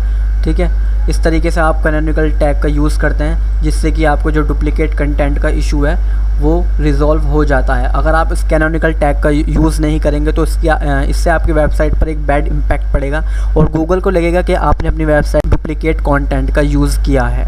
ठीक है, तो इससे बचने के लिए आपको कैनोनिकल टैग का यूज़ करना चाहिए और ये एक बेसिकली ऑन पेज एसईओ का भी एक ये फैक्टर है. ठीक है, तो यहाँ पर लिखा हुआ है, if you have multiple pages on your site that are similar, the canonical tag lets you pick which one of you want to rank for that keyword. For example, if you have 2 pages of content about off-page SEO, but one page is more detailed than the other, you can set the more detailed page as the canonical page for the keyword off-page SEO. ठीक है, यहाँ पर example दिया गया है. अगर आपके पास 2 page हैं जिसके बारे में आपने उस पेज के अंदर लिख रखा है ऑफ पेज एसईओ के बारे में, लेकिन एक पेज में आप चाहते हैं कि मुझे एक पेज जिसमें ज़्यादा मोर डिटेल में बताया गया है उसको मुझे रैंक कराना है, लेकिन जो दूसरा पेज है उसे मुझे नहीं कराना, क्योंकि बेसिकली आपको एक ही ऑप्शन मिलेगा, सिर्फ आपको एक ही रैंक कराना पड़ेगा. ठीक है, तो आप बेसिकली जो मोर डिटेल पेज है आप उसका जो लिंक है वो कैनोनिकल टैग में डाल सकते हैं. तो जो आपका मोर डिटेल वाला जो पेज है जिसका आप लिंक कैनोनिकल टैग में डालेंगे वो गूगल आपका बेसिकली वो रैंक कर देगा. ठीक है, तो इससे आपको सिंपल डुप्लिकेट जो कंटेंट का इशू है वो आपको नहीं आएगा. ठीक है, The reason for using canonical tag is ensure that a single URL is used to tell search engine and the visitor to preferred version of an article.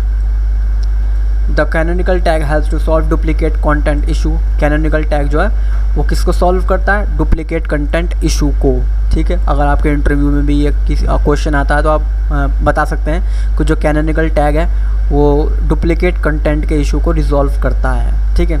And fight against Google पैंडा, तो ये Google पैंडा के against भी fight करता है। In this article we will discuss, ठीक है। यहाँ पर आप पढ़ सकते हैं, मैं नीचे आपको इसका लिंक दे दूँगा, आप और इसके बारे में जानना चाहते हैं तो आप नीचे डिस्क्रिप्शन में लिंक पर जा सकते हैं और वेबसाइट पर हमारी विज़िट कर सकते हैं, ठीक है। यहाँ पर मैंने आपको एक एग्जांपल भी दे दिया, आपको यहाँ पर टैग दिया गया है, आप यहाँ पर देख सकते हैं। तो आई होप आपको आज की वीडियो पसंद आई होगी। I know you told your friend you're not okay, and tell me what's wrong and why you never said you felt that way. So sitemap is really an important thing for your website and for SEO. तो sitemap एक file होती है जो कि आपके जितने भी pages हैं आपकी वेबसाइट में या जितनी भी आपकी वेबसाइट में पोस्ट हैं उन सभी की एक फ़ाइल होती है जो आप ऑनलाइन टूल की मदद से भी जनरेट कर सकते हैं। उस फाइल को आपको गूगल सर्च कंसोल पर या जो सर्च इंजन होते हैं उनके कंसोल पर जाकर सबमिट करना होता है, जिससे क्या होता है जो सर्च इंजन है वो आपकी वेबसाइट के बारे में जान पाते हैं और वो आपकी जो पेजेस हैं, जो आपके पोस्ट हैं उनको क्रॉल कर पाते हैं। तो इसलिए अगर आपको अपनी वेबसाइट गूगल पर इंडेक्स करानी है, किसी भी सर्च इंजन पर इंडेक्स करानी है, तो आपके जो वेबसाइट है या ब्लॉग है उसका साइट मैप जनरेट होना ज़रूरी है, ठीक है। इससे कोई फ़र्क नहीं पड़ता आपकी साइट पे थाउजेंड्स या मिलियंस ऑफ आर्टिकल्स हैं या पोस्ट है, कितने भी आर्टिकल्स या पोस्ट हैं, आपको सिंपली गूगल पर जहाँ पर जाना है और यहाँ पर सर्च करना है साइट मैप जनरेटर। यहाँ पर आप सर्च करेंगे साइट मैप जनरेटर। मैं यहाँ पर ब्लॉगर के लिए कर लेता हूँ, site map generator for blogger. यहाँ पे आप एक वेबसाइट देखेंगे labnol.org, मैं इसको ओपन कर लेता हूँ। ये एक बहुत ही फेमस वेबसाइट है जो ब्लॉगर के लिए, सिर्फ़ और सिर्फ ब्लॉगर के लिए साइट मैप जनरेट करके, ठीक है। यहाँ पर मैंने एक वेबसाइट को ओपन कर लिया है, बेसिकली मेरी ये वेबसाइट है, मैंने इसको ओपन कर लिया। ओपन करने के बाद मैं यहाँ से इसका जो URL है वो कॉपी कर लेता हूँ एंड URL कॉपी करने के बाद मैं यहाँ पर पेस्ट कर देता हूँ इस वेबसाइट पर जाकर, जो कि हमें जनरेट करके देगा साइट मैप, ठीक है। मैंने यहाँ पर अपना URL पेस्ट कर दिया और पेस्ट करने के बाद मैं यहाँ पर क्लिक करूँगा जनरेट XML साइट मैप। इस पर क्लिक करने के बाद आप यहाँ पर देखेंगे यहाँ पर ये लोडिंग हो रही है और उसने हमें जो साइट मैप है वो जनरेट करके यहाँ पर दे दिया है। जनरेट करने के बाद आप यहाँ से इसको यूज़र एजेंट से इसको कॉपी करेंगे एंड आप यहाँ तक इसको नीचे तक यहाँ तक आप इसको कॉपी कर लेंगे। राइट क्लिक करके मैं यहाँ से इसे कॉपी कर लेता हूँ। कॉपी करने के बाद आपको यहाँ पर जाना है इसके ब्लॉगर के डैशबोर्ड पर। मैं यहाँ पर ब्लॉगर के डैशबोर्ड पर आने के बाद आपको यहाँ पर सेटिंग पर क्लिक करना है और सेटिंग में नीचे आप स्क्रॉल करेंगे तो आपको यहाँ पर एक ऑप्शन शो होगा, मैं आपको दिखा देता हूँ। यहाँ पर नीचे स्क्रॉल करेंगे जैसे ही आप यहाँ पर आप देख सकते हैं कस्टम robots.txt, ठीक है। क्रॉलर्स एंड इंडेक्सिंग वाले सेक्शन में आपको ऑप्शन मिलेगा, आपको इसको सबसे पहले एनेबल करना है। यहाँ पर मैंने ऑलरेडी एनेबल कर रखा है, आपको करना है, यहाँ पे आपको ऑफ होगा, ठीक है। अगर आप पहली बार विजिट कर रहे हैं तो ब्लॉगर पर, ठीक है, आपको यहाँ पर सबसे पहले से एनेबल करना है। एनेबल करने के बाद आप इस पर क्लिक करेंगे एंड क्लिक करने के बाद आपने जो यहाँ से कोड कॉपी किया था यहाँ पर आपको पेस्ट कर देना है। पेस्ट करने के बाद आप सेव करेंगे, मैंने ऑलरेडी यहाँ पर सेव कर रखा है। सेव करने के बाद इसके बाद आपको जाना है गूगल सर्च कंसोल पर। मैं यहाँ पर गूगल पर सर्च करता हूँ, सर्च कंसोल जो कि गूगल का ही सर्च इंजन है जिसकी मदद से आप अपनी वेबसाइट की जो पोस्ट हैं, जो आर्टिकल्स हैं, उनको इंडेक्स करा सकते हैं गूगल सर्च इंजन पर। ये बेसिकली गूगल का एक टूल है, ठीक है। यहाँ पर मैंने विज़िट किया, विज़िट करने के बाद आप यहाँ पर साइड में देख सकते हैं एक ऑप्शन है साइट मैप का। साइट मैप पर क्लिक करेंगे और साइट मैप पर क्लिक करने के बाद आपको यहाँ पर लिखना है site map .xml। Site map .xml लिखने के बाद आप यहाँ पर सबमिट पर क्लिक करेंगे। जैसे ही आप सबमिट पर क्लिक कर देंगे तो आपको यहाँ पे एक सक्सेस का स्टेटस जैसे यहाँ पर शो हो रहा है ये शो होने लगेगा और ये जो आपके जितने भी URLs आपके वेबसाइट पर हैं यहाँ आपको यहाँ पर शो कर देगा। जैसे मेरी वेबसाइट पर अभी 54 URLs हैं, 54 पेजेस हैं, तो यहाँ पर इसने 54 शो कर दिया है, ठीक है। यहाँ पर जो इसका स्टेटस है वो भी सक्सेस है। अगर आपका स्टेटस सक्सेस नहीं आता तो आप 10-15 मिनट वेट कीजिए, जो आपका स्टेटस है वो सक्सेस हो जाएगा। तो इस तरीके से आप साइट मैप अपना जनरेट कर सकते हैं। ब्लॉगर के लिए भी ये सेम प्रोसेस है और जो वर्डप्रेस है उसके लिए भी सेम प्रोसेस है। और इस तरीके से आप अपने लिए अपनी वेबसाइट के लिए साइट मैप जनरेट कर सकते हैं और अपनी वेबसाइट को अलग अलग सर्च इंजन पर इंडेक्स कर सकते हैं, जिससे कि आपकी वेबसाइट की रैंकिंग बढ़ सके। ठीक है, यहाँ पर कुछ बातें लिखी गई हैं साइट मैप के बारे में, आप यहाँ पर पढ़ सकते हैं। It you are not using site map if your site map isn't properly configured then it hurt your SEO। अगर आपका साइट मैप नहीं है, अगर आप साइट मैप यूज़ नहीं कर रहे या आपका साइट मैप प्रॉपर तरीके से कॉन्फ़िगर नहीं हुआ है, तो यह आपके SEO को हर्ट कर सकता है, मतलब ये आपके SEO पर एक बुरा प्रभाव डाल सकता है। ठीक है, और यहाँ पर the good news is that adding a site map to your site only takes a few minutes. ठीक है, गुड न्यूज़ जो अच्छी खबर है वो यह है कि आप अपनी वेबसाइट के लिए साइट मैप कुछ ही मिनटों में ऐड कर सकते हैं, आप अपनी वेबसाइट को ग्रो कर सकते हैं। मैंने आपको अभी शो भी कराया दिखाया, मुझे मुश्किल से 5 मिनट्स भी नहीं लगे मुझे ये सब प्रोसेस करने में। आप भी बड़ी आसानी से बिल्कुल सेम प्रोसेस के साथ अपने ब्लॉगर के लिए, अपने वर्डप्रेस या अपने वेबसाइट के लिए साइट मैप जनरेट कर सकते हैं। जनरेट करने के बाद मैंने आपको ये भी शो कर दिया आपको अपना कोड कहाँ पर प्लेस करना है और जो अपना आपका सर्च कंसोल है वहाँ पर किस तरीके आपको साइट मैप सबमिट करना है। इसके अलावा भी अगर आपके कोई क्वारीज है, आपका कोई क्वेश्चन है, तो आप मुझे कमेंट सेक्शन में बता सकते हैं और मिलते हैं नेक्स्ट वीडियो में। You told your friend you're not okay, and tell me what's wrong and why you never said you felt that way. तो दोस्तों, आप सभी का हमारे YouTube चैनल SEO ट्यूटोरियल में स्वागत है और आज की इस वीडियो में हम बात करेंगे कि robot.txt क्या होता है। तो पिछले वीडियो में हमने देखा था साइट मैप क्या होता है। तो बेसिकली साइट मैप और robot.txt दोनों सेम ही है। ठीक है, मैंने आपको पिछली वीडियो में साइट मैप जनरेट करके दिखाया था, तो उसी तरह जो हमने साइट मैप जनरेट किया था बेसिकली हम उसी को ही robot.txt कोड भी कहते हैं। तो बेसिकली robot.txt जो कोड होता है उसका इस्तेमाल हम क्यों करते हैं ये आप समझ लीजिए। बेसिकली हमारे पास एक सिचुएशन है जिसमें हम जो हमारी वेबसाइट है हम गूगल पर तो रैंक कराना चाहते हैं, हम गूगल पर अपने जो पोस्ट हैं, हमारे जो आर्टिकल्स उनको इंडेक्स कराना चाहते हैं, लेकिन हम नहीं चाहते कि जो बिंग है जो कि एक सर्च इंजन है उस सर्च इंजन पर हमारी वेबसाइट इंडेक्स ना हो। तो उस सिचुएशन में हम जो इस्तेमाल करेंगे वो हम इस्तेमाल करेंगे robot.txt फाइल का। उसमें हम क्या करेंगे, robot.txt फाइल में हम बिंग को डिसअलाउ कर देंगे, जिससे वो हमारी वेबसाइट को इंडेक्स नहीं कर पाएगा और ना ही हमारी वेबसाइट को गेट कर पाएगा। तो हमें robot.txt की यूज़ इसलिए ज़रूरत इसलिए ही पड़ती है जिससे हम अपनी वेबसाइट को कंट्रोल कर सकें कि किस वेब पेज पर या किस पेज को हमने इंडेक्स करवाना है या नहीं। अगर मैं चाहता हूँ कि जो मेरा पेज है मैं इस पेज को इंडेक्स अपने गूगल पर नहीं करना चाहता, तो मैं robot.txt के द्वारा ये कर सकता हूँ। ठीक है, मैं robot.txt की फाइल में जाऊँगा और इस पेज को, इस URL को मैं वहाँ पर पेस्ट कर दूँगा और इसको डिसअलाउ वहाँ से कर दूँगा। तो जिससे क्या होगा, जो गूगल होगा वो यहाँ पर आएगा भी, तो गूगल का बॉट अगर यहाँ पर आता भी है तो वो पहले robot.txt फाइल पर जाएगा और वो वहाँ पर चेक करेगा और वो देखेगा कि यहाँ पर इसको बेसिकली इस पेज को ब्लॉक किया गया, इस पेज को डिसअलाउ किया गया है, तो वो इस पेज को अपने गूगल सर्च इंजन पर इंडेक्स नहीं करेगा। तो बेसिकली robot.txt का यूज़ यहाँ पर होता है। ठीक है, अगर आप किसी सर्च इंजन पर अपनी वेबसाइट को रैंक नहीं कराना चाहते तो आप इसका यूज़ कर सकते हैं। ठीक है, आप यहाँ पर गूगल पर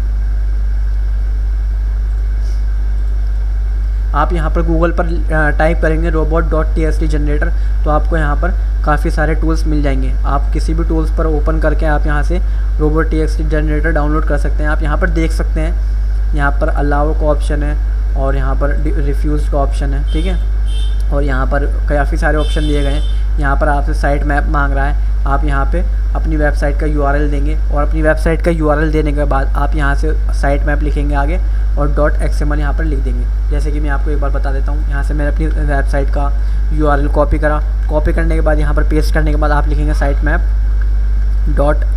.xml। तो बेसिकली साइट मैप .xml जो हो ये हो गया। इसके बाद आपको यहाँ पर robot.txt अपना फाइल डाउनलोड करने के लिए, जनरेट करने के लिए आपको यहाँ पर कुछ स्टेप्स फॉलो करने हैं। जैसे कि आप चाहते हैं कि गूगल पर हमारी जो वेबसाइट है वो इंडेक्स हो, तो आप उसको बाय डिफ़ॉल्ट रहने दीजिए, या इस पर अलाउ पर आप क्लिक कर दीजिए।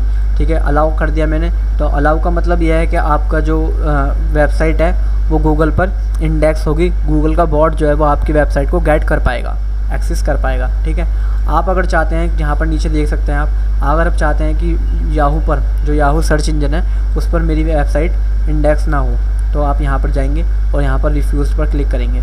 रिफ्यूज़ पर क्लिक करने के बाद इसी तरह आप सभी को ऑप्शन दिए गए हैं। यहाँ पर आपको जिनको डिफ़ॉल्ट रखना है आप डिफ़ॉल्ट भी रहने दे सकते हैं, और जिनको आपको अलाउ करना है आप अलाउ कर दीजिए, और जिसको आपको रिफ्यूज़ करना है, जिसको आपको नहीं रैंक कराना तो आप उसको रिफ्यूज़ कर दीजिए। इस तरीके से करने के बाद आप यहाँ पर नीचे स्क्रॉल करेंगे और यहाँ पर ऑप्शन है क्रिएट रोबोट.txt। जैसे ही आप क्रिएट रोबोट.txt पर क्लिक करेंगे आपको ये जो आपकी फ़ाइल है वो जनरेट करके दे देगा, जो कि बिल्कुल जो मैंने पिछली वीडियो में साइट मैप की फ़ाइल जनरेट करके दिखाई थी आपको, उसी तरह की होगी। आप उसको कॉपी करेंगे। कॉपी करने के बाद जहाँ पर मैंने आपको यहाँ पर पेस्ट करवाई थी फाइल कस्टम रोबोट.txt पे, आपको यहीं पे ही उस फाइल को पेस्ट कर देना।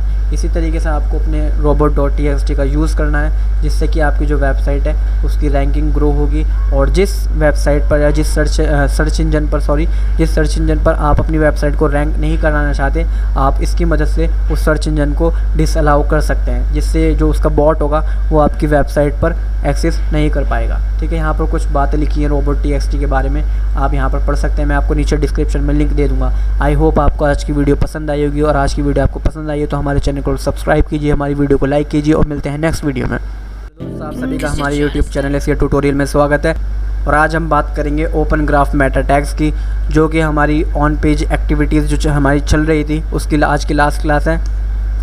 और इस वीडियो में हम जानेंगे कि ओपन ग्राफ मेटा टैग्स क्या होता है। तो बिना किसी देरी के चलिए वीडियो को शुरू करते हैं। I know you told your friend you're not okay, and tell me what's wrong and why you never said you felt that way. तो यहाँ पर कुछ बातें लिखी हैं ओपन ग्राफ मेटा टैग्स की, हम उसे पढ़ लेते हैं एक बार। Open graph meta tags are snippets of code that use to describe the content on a web page with social media. ठीक है, तो इसका जो इन टैग्स का हम इस्तेमाल इसलिए करते हैं जो कि सोशल मीडिया जो होता है, जैसे कि फेसबुक, ट्विटर, जो सोशल मीडिया है, ये आपको एक open graph meta tags provide कराते हैं, जो कि एक कोड होता है। आप बेसिकली वो कोड अपनी वेबसाइट के अंदर डाल देते हैं, तो इसका जो स्निपेट है, ठीक है, जो इसकी स्निपेट है, जो इसकी इस तरीके से प्रोफाइल है, ये आपको ये क्रिएट करके देती है ये कोड। ठीक है, ये कोड जो है आपको इस तरीके से एक प्रोफाइल क्रिएट करके देती है, जो कि आपकी एक वेबसाइट को प्रोफेशनल वे में डिस्क्राइब करती है। ठीक है, यहाँ पर आप गूगल पर सर्च करके आप वहाँ से कोड ले सकते हैं। आप यहाँ पर गूगल पर बेसिकली सर्च करेंगे ओपन ग्राफ टैग, इसके आगे लिख देता हूँ मैं फेसबुक। आप यहाँ से फेसबुक क्लिक करके आप यहाँ से फर्स्ट लिंक पर क्लिक करेंगे, तो फर्स्ट लिंक पर आप जैसे ही क्लिक करेंगे आपको डेवलपर मोड पर ले आएगा, और यहाँ पर इसने डिस्क्राइब कर रखा है अच्छे तरीके से कि आप यहाँ से आप कोड कॉपी कर लेंगे। यहाँ से जो ऊपर कोड दिया गया है ये वाला, आप इसको बेसिकली कॉपी कर लेंगे। कॉपी करने के बाद आप जैसे ही इसको अपनी वेबसाइट पर ऐड करेंगे तो आपको ये आउटपुट क्या मिलेगा, आपको आउटपुट यहाँ पर ऊपर दिखाया गया है। आपको इस तरीके से बेसिकली आउटपुट दिखेगा। आप इसको हेडिंग को एंड जो यहाँ पर कंटेंट लिखा हुआ है आप इसको चेंज कर सकते हैं। बेसिकली इसकी इमेज जो है वो भी चेंज कर सकते हैं। यहाँ पर दिया गया आपको, यहाँ पर आप देख सकते हैं डिस्क्रिप्शन। आपको अगर डिस्क्रिप्शन में जो देना आप यहाँ पर वो लिख सकते हैं, ठीक है। और यहाँ पर इमेज में आप अपनी इमेज का जो भी आप इमेज लगाना चाहते हैं वहाँ पर आप इसका यहाँ पर URL डाल देंगे, ठीक है। यहाँ पर टाइटल दिया गया है, URL आपको यहाँ पर URL दे देंगे, टाइटल यहाँ पर टाइटल दे देंगे, ठीक है। इस तरीके से आप इसको एडिट कर लेंगे। और एडिट करने के बाद जब आप इसका आउटपुट देखेंगे तो इसका आउटपुट कुछ इस तरीके से दिखेगा। तो इसको हम कहते हैं ओपन ग्राफ मेटा टैग। तो बेसिकली जो कोड होता है हमारा ये ओपन ग्राफ मेटा टैग कहलाता है, ठीक है। हम इस टैग का इसलिए यूज़ करते हैं ताकि जो हमारी वेबसाइट है वो एक प्रोफेशनल वे में डिस्क्राइब हो, लोग उसे पसंद करें, ठीक है। जैसे कि हम सोशल मीडिया में देख पाते हैं, फेसबुक में जो पोस्ट होती हैं उन्हें देख पाते हैं, या जो ट्विटर की पोस्ट होती है, जिस तरीके से हमें ट्विटर या फेसबुक पर वो पोस्ट नज़र आती है, उसी तरह से पोस्ट हमारी जो पोस्ट हैं वो हमारी वेबसाइट पर नज़र आती हैं, जिससे हमारी जो वेबसाइट है वो और भी अट्रैक्टिव हो जाती है। तो इसलिए हम इन टैग्स का यूज़ करते हैं, ठीक है। यहाँ पर कुछ बातें लिखी गई हैं, यहाँ पर हम पढ़ लेते हैं। Open graph meta tag are an important part of the overall social media marketing strategy. तो एक बहुत ही इम्पोर्टेंट पार्ट है सोशल मीडिया मार्केटिंग स्ट्रैटेजी का, ठीक है। अगर आपको अपनी वेबसाइट को सोशल मीडिया पर भी अच्छी खासी आपको फेमस करनी है अपनी वेबसाइट, तो आपको ओपन ग्राफ मेटा टैग का यूज़ ज़रूर करनी चाहिए अपनी वेबसाइट पे, ठीक है। These tags tell Facebook what your page is about and will help Facebook to show your page in search result, so how that people can easily find your content, ठीक है। अगर आप ओपन ग्राफ मेटा टैग का अपने pages में या अपनी website में यूज़ करेंगे तो वो बेसिकली क्या होगा, जैसे कि मैंने यहाँ पर यूज़ कर रखा है, तो बेसिकली वो इस पर क्लिक करके वो आपका जो सोशल मीडिया प्लेटफॉर्म है वहाँ पर भी जा सकता है। जो आपकी सोशल मीडिया की प्रोफाइल है वो यहाँ पर क्लिक करेगा, जैसे ही वो क्लिक करेगा वो आपकी जो प्रोफाइल है वहाँ पर भी विजिट कर सकता है, ठीक है। जैसे कि मैंने यहाँ पर क्लिक करा तो यहाँ पर जो मैं यहाँ पर अपनी जो मेरी सोशल मीडिया के फेसबुक की प्रोफाइल है मैं यहाँ पर आ चुका हूँ। तो इससे क्या होगा, जो आपके जो सोशल मीडिया है उस पर भी आपके जो कस्टमर्स हैं, जो आपके यूज़र्स हैं वो ग्रो होंगे। तो ये भी एक अच्छा इम्पैक्ट है, एक एडवांटेज है open graph meta tag use करने का, ठीक है। आप यहाँ पर कुछ और बातें लिखी गई हैं इंपॉर्टेंट आप वो पढ़ सकते हैं, मैं आपको नीचे डिस्क्रिप्शन में लिंक प्रोवाइड करा दूँगा। यहाँ पर नोट लिखा गया एक, आप पढ़ सकते हैं यहाँ पर, by using these tags you can make your content more clickable, ठीक है, more clickable, more shareable and noticeable on social media. तो आप इन टैग का इस्तेमाल करके अपने जो आपका कंटेंट है वो उसको क्लिकेबल बना सकते हैं, शेयरेबल बना सकते हैं, नोटिसेबल बना सकते हैं, ठीक है। आपका जो वेब पेज है, आपकी जो वेबसाइट है वो और भी अट्रैक्टिव हो जाएगी इस टैग का इस्तेमाल करने के बाद, ठीक है।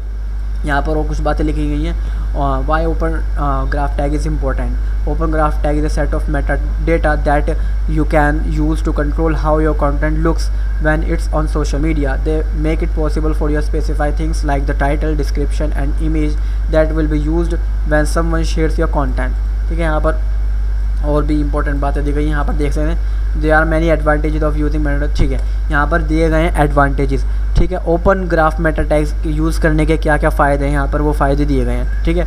They make it possible for you to specify things like the title, description and image that will be used when someone shares your content, ठीक है। यह आपका जो कंटेंट है, जो आपका टाइटल है, जो आपकी इमेज है वो एक वेल स्ट्रक्चर्ड फॉर्म में शो करता है, जिस तरीके से हमें फेसबुक या ट्विटर पर शो होती है, ठीक है। it helps to make your content more eye catching, ये आपके कंटेंट को मोर आई कैचिंग बनाता है, लाइक फेसबुक, सोशल, ट्विटर, ठीक है। They tell people what the content is about at a glance, ठीक है। ये ग्लैंस की तरह आपके कंटेंट को डिस्क्राइब करता है लोगों को, ठीक है, जिससे लोग आकर्षित होते हैं। It can increase your brand visibility through search, ये आपकी ब्रांड विजिबिलिटी को बढ़ाता है, ठीक है। यहाँ पर कुछ इंपॉर्टेंट बातें दी गई है, मैं आपको नीचे डिस्क्रिप्शन में इसका लिंक प्रोवाइड करा दूँगा, आप वेबसाइट पर विज़िट कर सकते हो और भी इसके बारे में ज़्यादा जान सकते हैं। तो आई होप आपको आज की वीडियो पसंद आई होगी। अगर हमसे कोई ऑन पेज एक्टिविटीज़ छूट गई है तो आप हमें कमेंट सेक्शन में लिख कर बता सकते हैं, हम उस पर आपको अलग से वीडियो प्रोवाइड करा देंगे। लेकिन हमारी तरफ से अब तक जो ऑफ पेज की एक्टिविटीज़ थी वो सारी कंप्लीट हो चुकी है। इसके बाद जो आगे वीडियोज़ आएंगी उसमें हम ऑफ पेज की एक्टिविटीज़ डिस्कस करेंगे। हेलो दोस्तों, पिछली क्लास तक हमने जो ऑन पेज की एक्टिविटीज़ थी वो सारी क्लियर कर ली थी। इस वीडियो में हम आज ऑफ पेज की सभी एक्टिविटीज़ क्लियर करेंगे और जानेंगे कि ऑफ पेज बेसिकली कहते किसे हैं और इसे हम किस तरह कर सकते हैं। तो बिना किसी देरी के चलिए वीडियो को शुरू करते हैं। I know you told your friend you're not okay, and tell me what's wrong and why you never said you felt that way. तो बेसिकली आज की जो हमारी क्लास है, या हमारी जो एसईओ की ट्यूटोरियल की सीरीज़ थी उसकी लास्ट क्लास है। और इसके अलावा अगर हमसे कोई टॉपिक मिस हो जाए आप हमें कमेंट सेक्शन में लिख के बता सकते हैं, ठीक है। तो बात करते हैं ऑफ पेज एसईओ की। तो ऑफ पेज एसईओ में सबसे बड़ा जो फैक्टर होता है वो होता है बैकलिंक का। सबसे बड़ा फैक्टर किसका होता है? बैकलिंक्स का। और बैकलिंक्स की भी आपकी हाई क्वालिटी बैकलिंक्स होनी चाहिए। यहाँ पर लिखा हुआ है हाई क्वालिटी बैकलिंक्स। आप इस पर क्लिक करेंगे तो आप यहाँ पर रिडायरेक्ट हो जाएंगे एक पोस्ट पर। आप नीचे स्क्रॉल करके जो हाई क्वालिटी वेबसाइट्स हैं आप उन पर अपनी साइट सबमिट करेंगे, जिससे क्या होगा वो आपको बैकलिंक क्रिएट करके दे देंगे। यहाँ पर आप देख सकते हैं, यहाँ पर 10 प्रोफाइल क्रिएशन की साइट्स दी गई हैं जो कि हाई क्वालिटी साइट्स हैं। अगर आप इन पर अपनी साइट सबमिट करते हैं तो मैं आपको गारंटी से कह सकता हूँ कि आपकी वेबसाइट गूगल पर रैंक करेगी और आप अच्छी खासी अर्निंग कर पाएंगे, ठीक है। इसके अलावा नीचे 10 साइट्स बिज़नेस लिस्टिंग की दी गई हैं, आपको इस पर भी करनी है अपनी साइट सबमिट।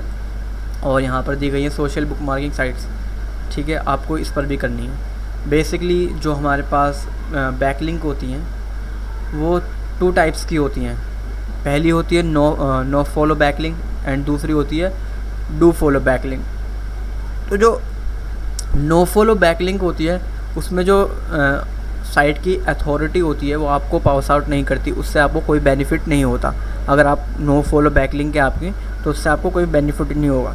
लेकिन अगर आपकी डू फॉलो बैकलिंक है, सपोज़ कीजिए फेसबुक है, फेसबुक का जो DA है वो 99 है, ठीक है, फेसबुक का DA 99 है। और अगर आप फेसबुक पे अपनी वेबसाइट की लिंक डाल देते हैं और फेसबुक से आप बैकलिंक क्रिएट करते हैं तो उससे क्या होगा, अगर वो बैकलिंक डू फॉलो बैकलिंक है तो वो जो उसकी जो DA है फेसबुक का 99 वो आपको पास आउट करेगा, मतलब वो आपको सपोर्ट करेगा। जिससे क्या होगा, गूगल जो सर्च इंजन है उसको ये लगता है कि जो हाई DA वाले वेबसाइट्स हैं अगर वो उसको सपोर्ट करेंगे तो इसका मतलब ये असल में एक अच्छी वेबसाइट है, तो इसको हमें भी सपोर्ट करना चाहिए। तो इसलिए गूगल जो है वो आपकी वेबसाइट को अपने सर्च इंजन में ग्रो करेगा, इंक्रीज़ करेगा। आपको जो DA है और जो PA है वो भी इंक्रीज़ होगा। तो इसलिए कोशिश कीजिए डू फॉलो बैकलिंक्स लेने की, और आपको हाई क्वालिटी बैकलिंक्स लेनी है। हाई क्वालिटी बैकलिंक्स मतलब जिसका DA और PA ज़्यादा है, आपको उस बैकलिंक्स को लेना है। यहाँ पर आप देख सकते हैं काफ़ी सारी यहाँ पर साइट्स दी गई हैं। डायरेक्टरी सबमिशन है, प्रोफाइल क्रिएशन है, ये बेसिकली सभी ऑफ पेज एक्टिविटीज़ हैं। ब्लॉग कमेंटिंग है, बुक मार्किंग सबमिशन है। आपको इन सभी पर क्लिक करना है। जैसे मैं इस पर करता हूँ डायरेक्टरी सबमिशन पर, आपको इन पर क्लिक करना है और इन साइट्स पर जाकर अपनी आपको साइट सबमिट करनी है, ठीक है। अगर आप में से किसी को नहीं पता किस तरह साइट सबमिट करेंगे तो आप मुझे कमेंट में बता सकते हैं, मैं आपको उसके ऊपर एक सेपरेट वीडियो बना के दे दूँगा, ठीक है।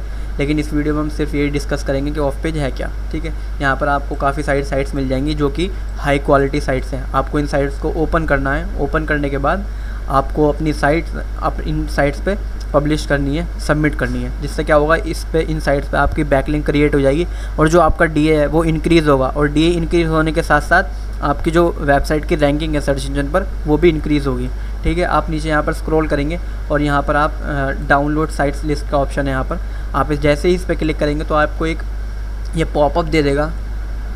यहाँ पर आपको एक पॉपअप दे देगा, ये रहा, आपको एक पॉपअप दे देगा। यहाँ पर लिखा है click on any ad then copy the URL of ad and paste here, ठीक है। यहाँ पर आपको क्या करना है, यहाँ पर आपको किसी भी एक ऐड पर क्लिक करना है। यहाँ पर आपको किसी भी एक ऐड पर क्लिक करना है। जैसे कि मैं इस पर कर देता हूँ, मैंने इस ऐड पर क्लिक करा और यहाँ से मैंने इस ऐड को ओपन कर लिया, ठीक है। यहाँ पर ये ऐड ओपन हो रहा है। ओपन होने के बाद यहाँ पर आप इसका URL कॉपी करेंगे। मैंने इसको URL को कॉपी करके यहाँ पे कॉपी कर लेता हूँ URL कॉपी, एंड देन वहीं पे जाता हूँ और अपनी साइट्स पर आकर मैं यहाँ पर डाउनलोड साइट्स लिस्ट दोबारा इस पर क्लिक करेंगे और यहाँ पर जो हमने ऐड का URL कॉपी किया था यहाँ पर पेस्ट कर देंगे। पेस्ट करने के बाद आपको ओके पर क्लिक करना है। दोबारा करते हैं, पेस्ट करेंगे। पेस्ट करने के बाद ओके पर क्लिक करेंगे तो आप यहाँ से देख सकते हैं, यहाँ से आपको जो साइट की लिस्ट है वो आपको यहाँ पे मिल जाएगी।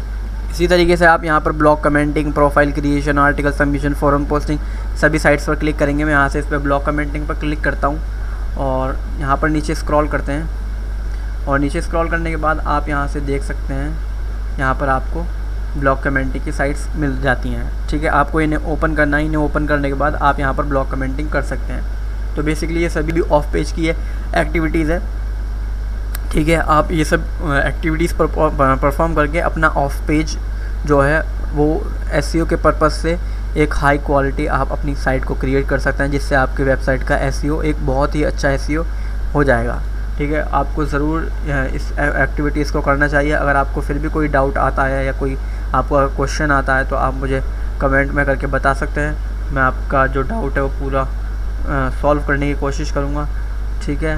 और आज से आप यहाँ पे देख भी सकते हैं, यहाँ पे जो साइट्स दी गई हैं ये सारी डू फॉलो साइट्स हैं। टाइप यहाँ पे देख सकते हैं आप डू फॉलो, तो आपको basically do follow links he create करनी है जिससे कि आपका जो वेबसाइट का DA है वो इंक्रीज़ होगा, ठीक है। यहाँ पर काफ़ी सारी साइट्स दी गई हैं, आपको इन सभी साइट्स को ओपन करना है और जो अपनी साइट्स है, अपनी वेबसाइट है, उसको यहाँ पर सबमिट करना है, ठीक है। तो आई होप आपको हमारा जो ट्यूटोरियल है पसंद आया होगा, और पसंद आया तो हमारे चैनल को सब्सक्राइब कीजिए। आगे भी हम इसी तरह की वीडियो चैनल पर प्रोवाइड कराते रहेंगे। और अगर आपको जानना है कि आपको ऑनलाइन अर्निंग किस तरह करनी है, एडसेंस का अप्रूवल किस तरह चाहिए, आपको ब्लॉगिंग से पैसा किस तरह कमाना है, तो हमारी चैनल को सब्सक्राइब कीजिए और बेल आइकन भी दबाना ना भूलें। Guess you're trying to stay strong and fake a smile until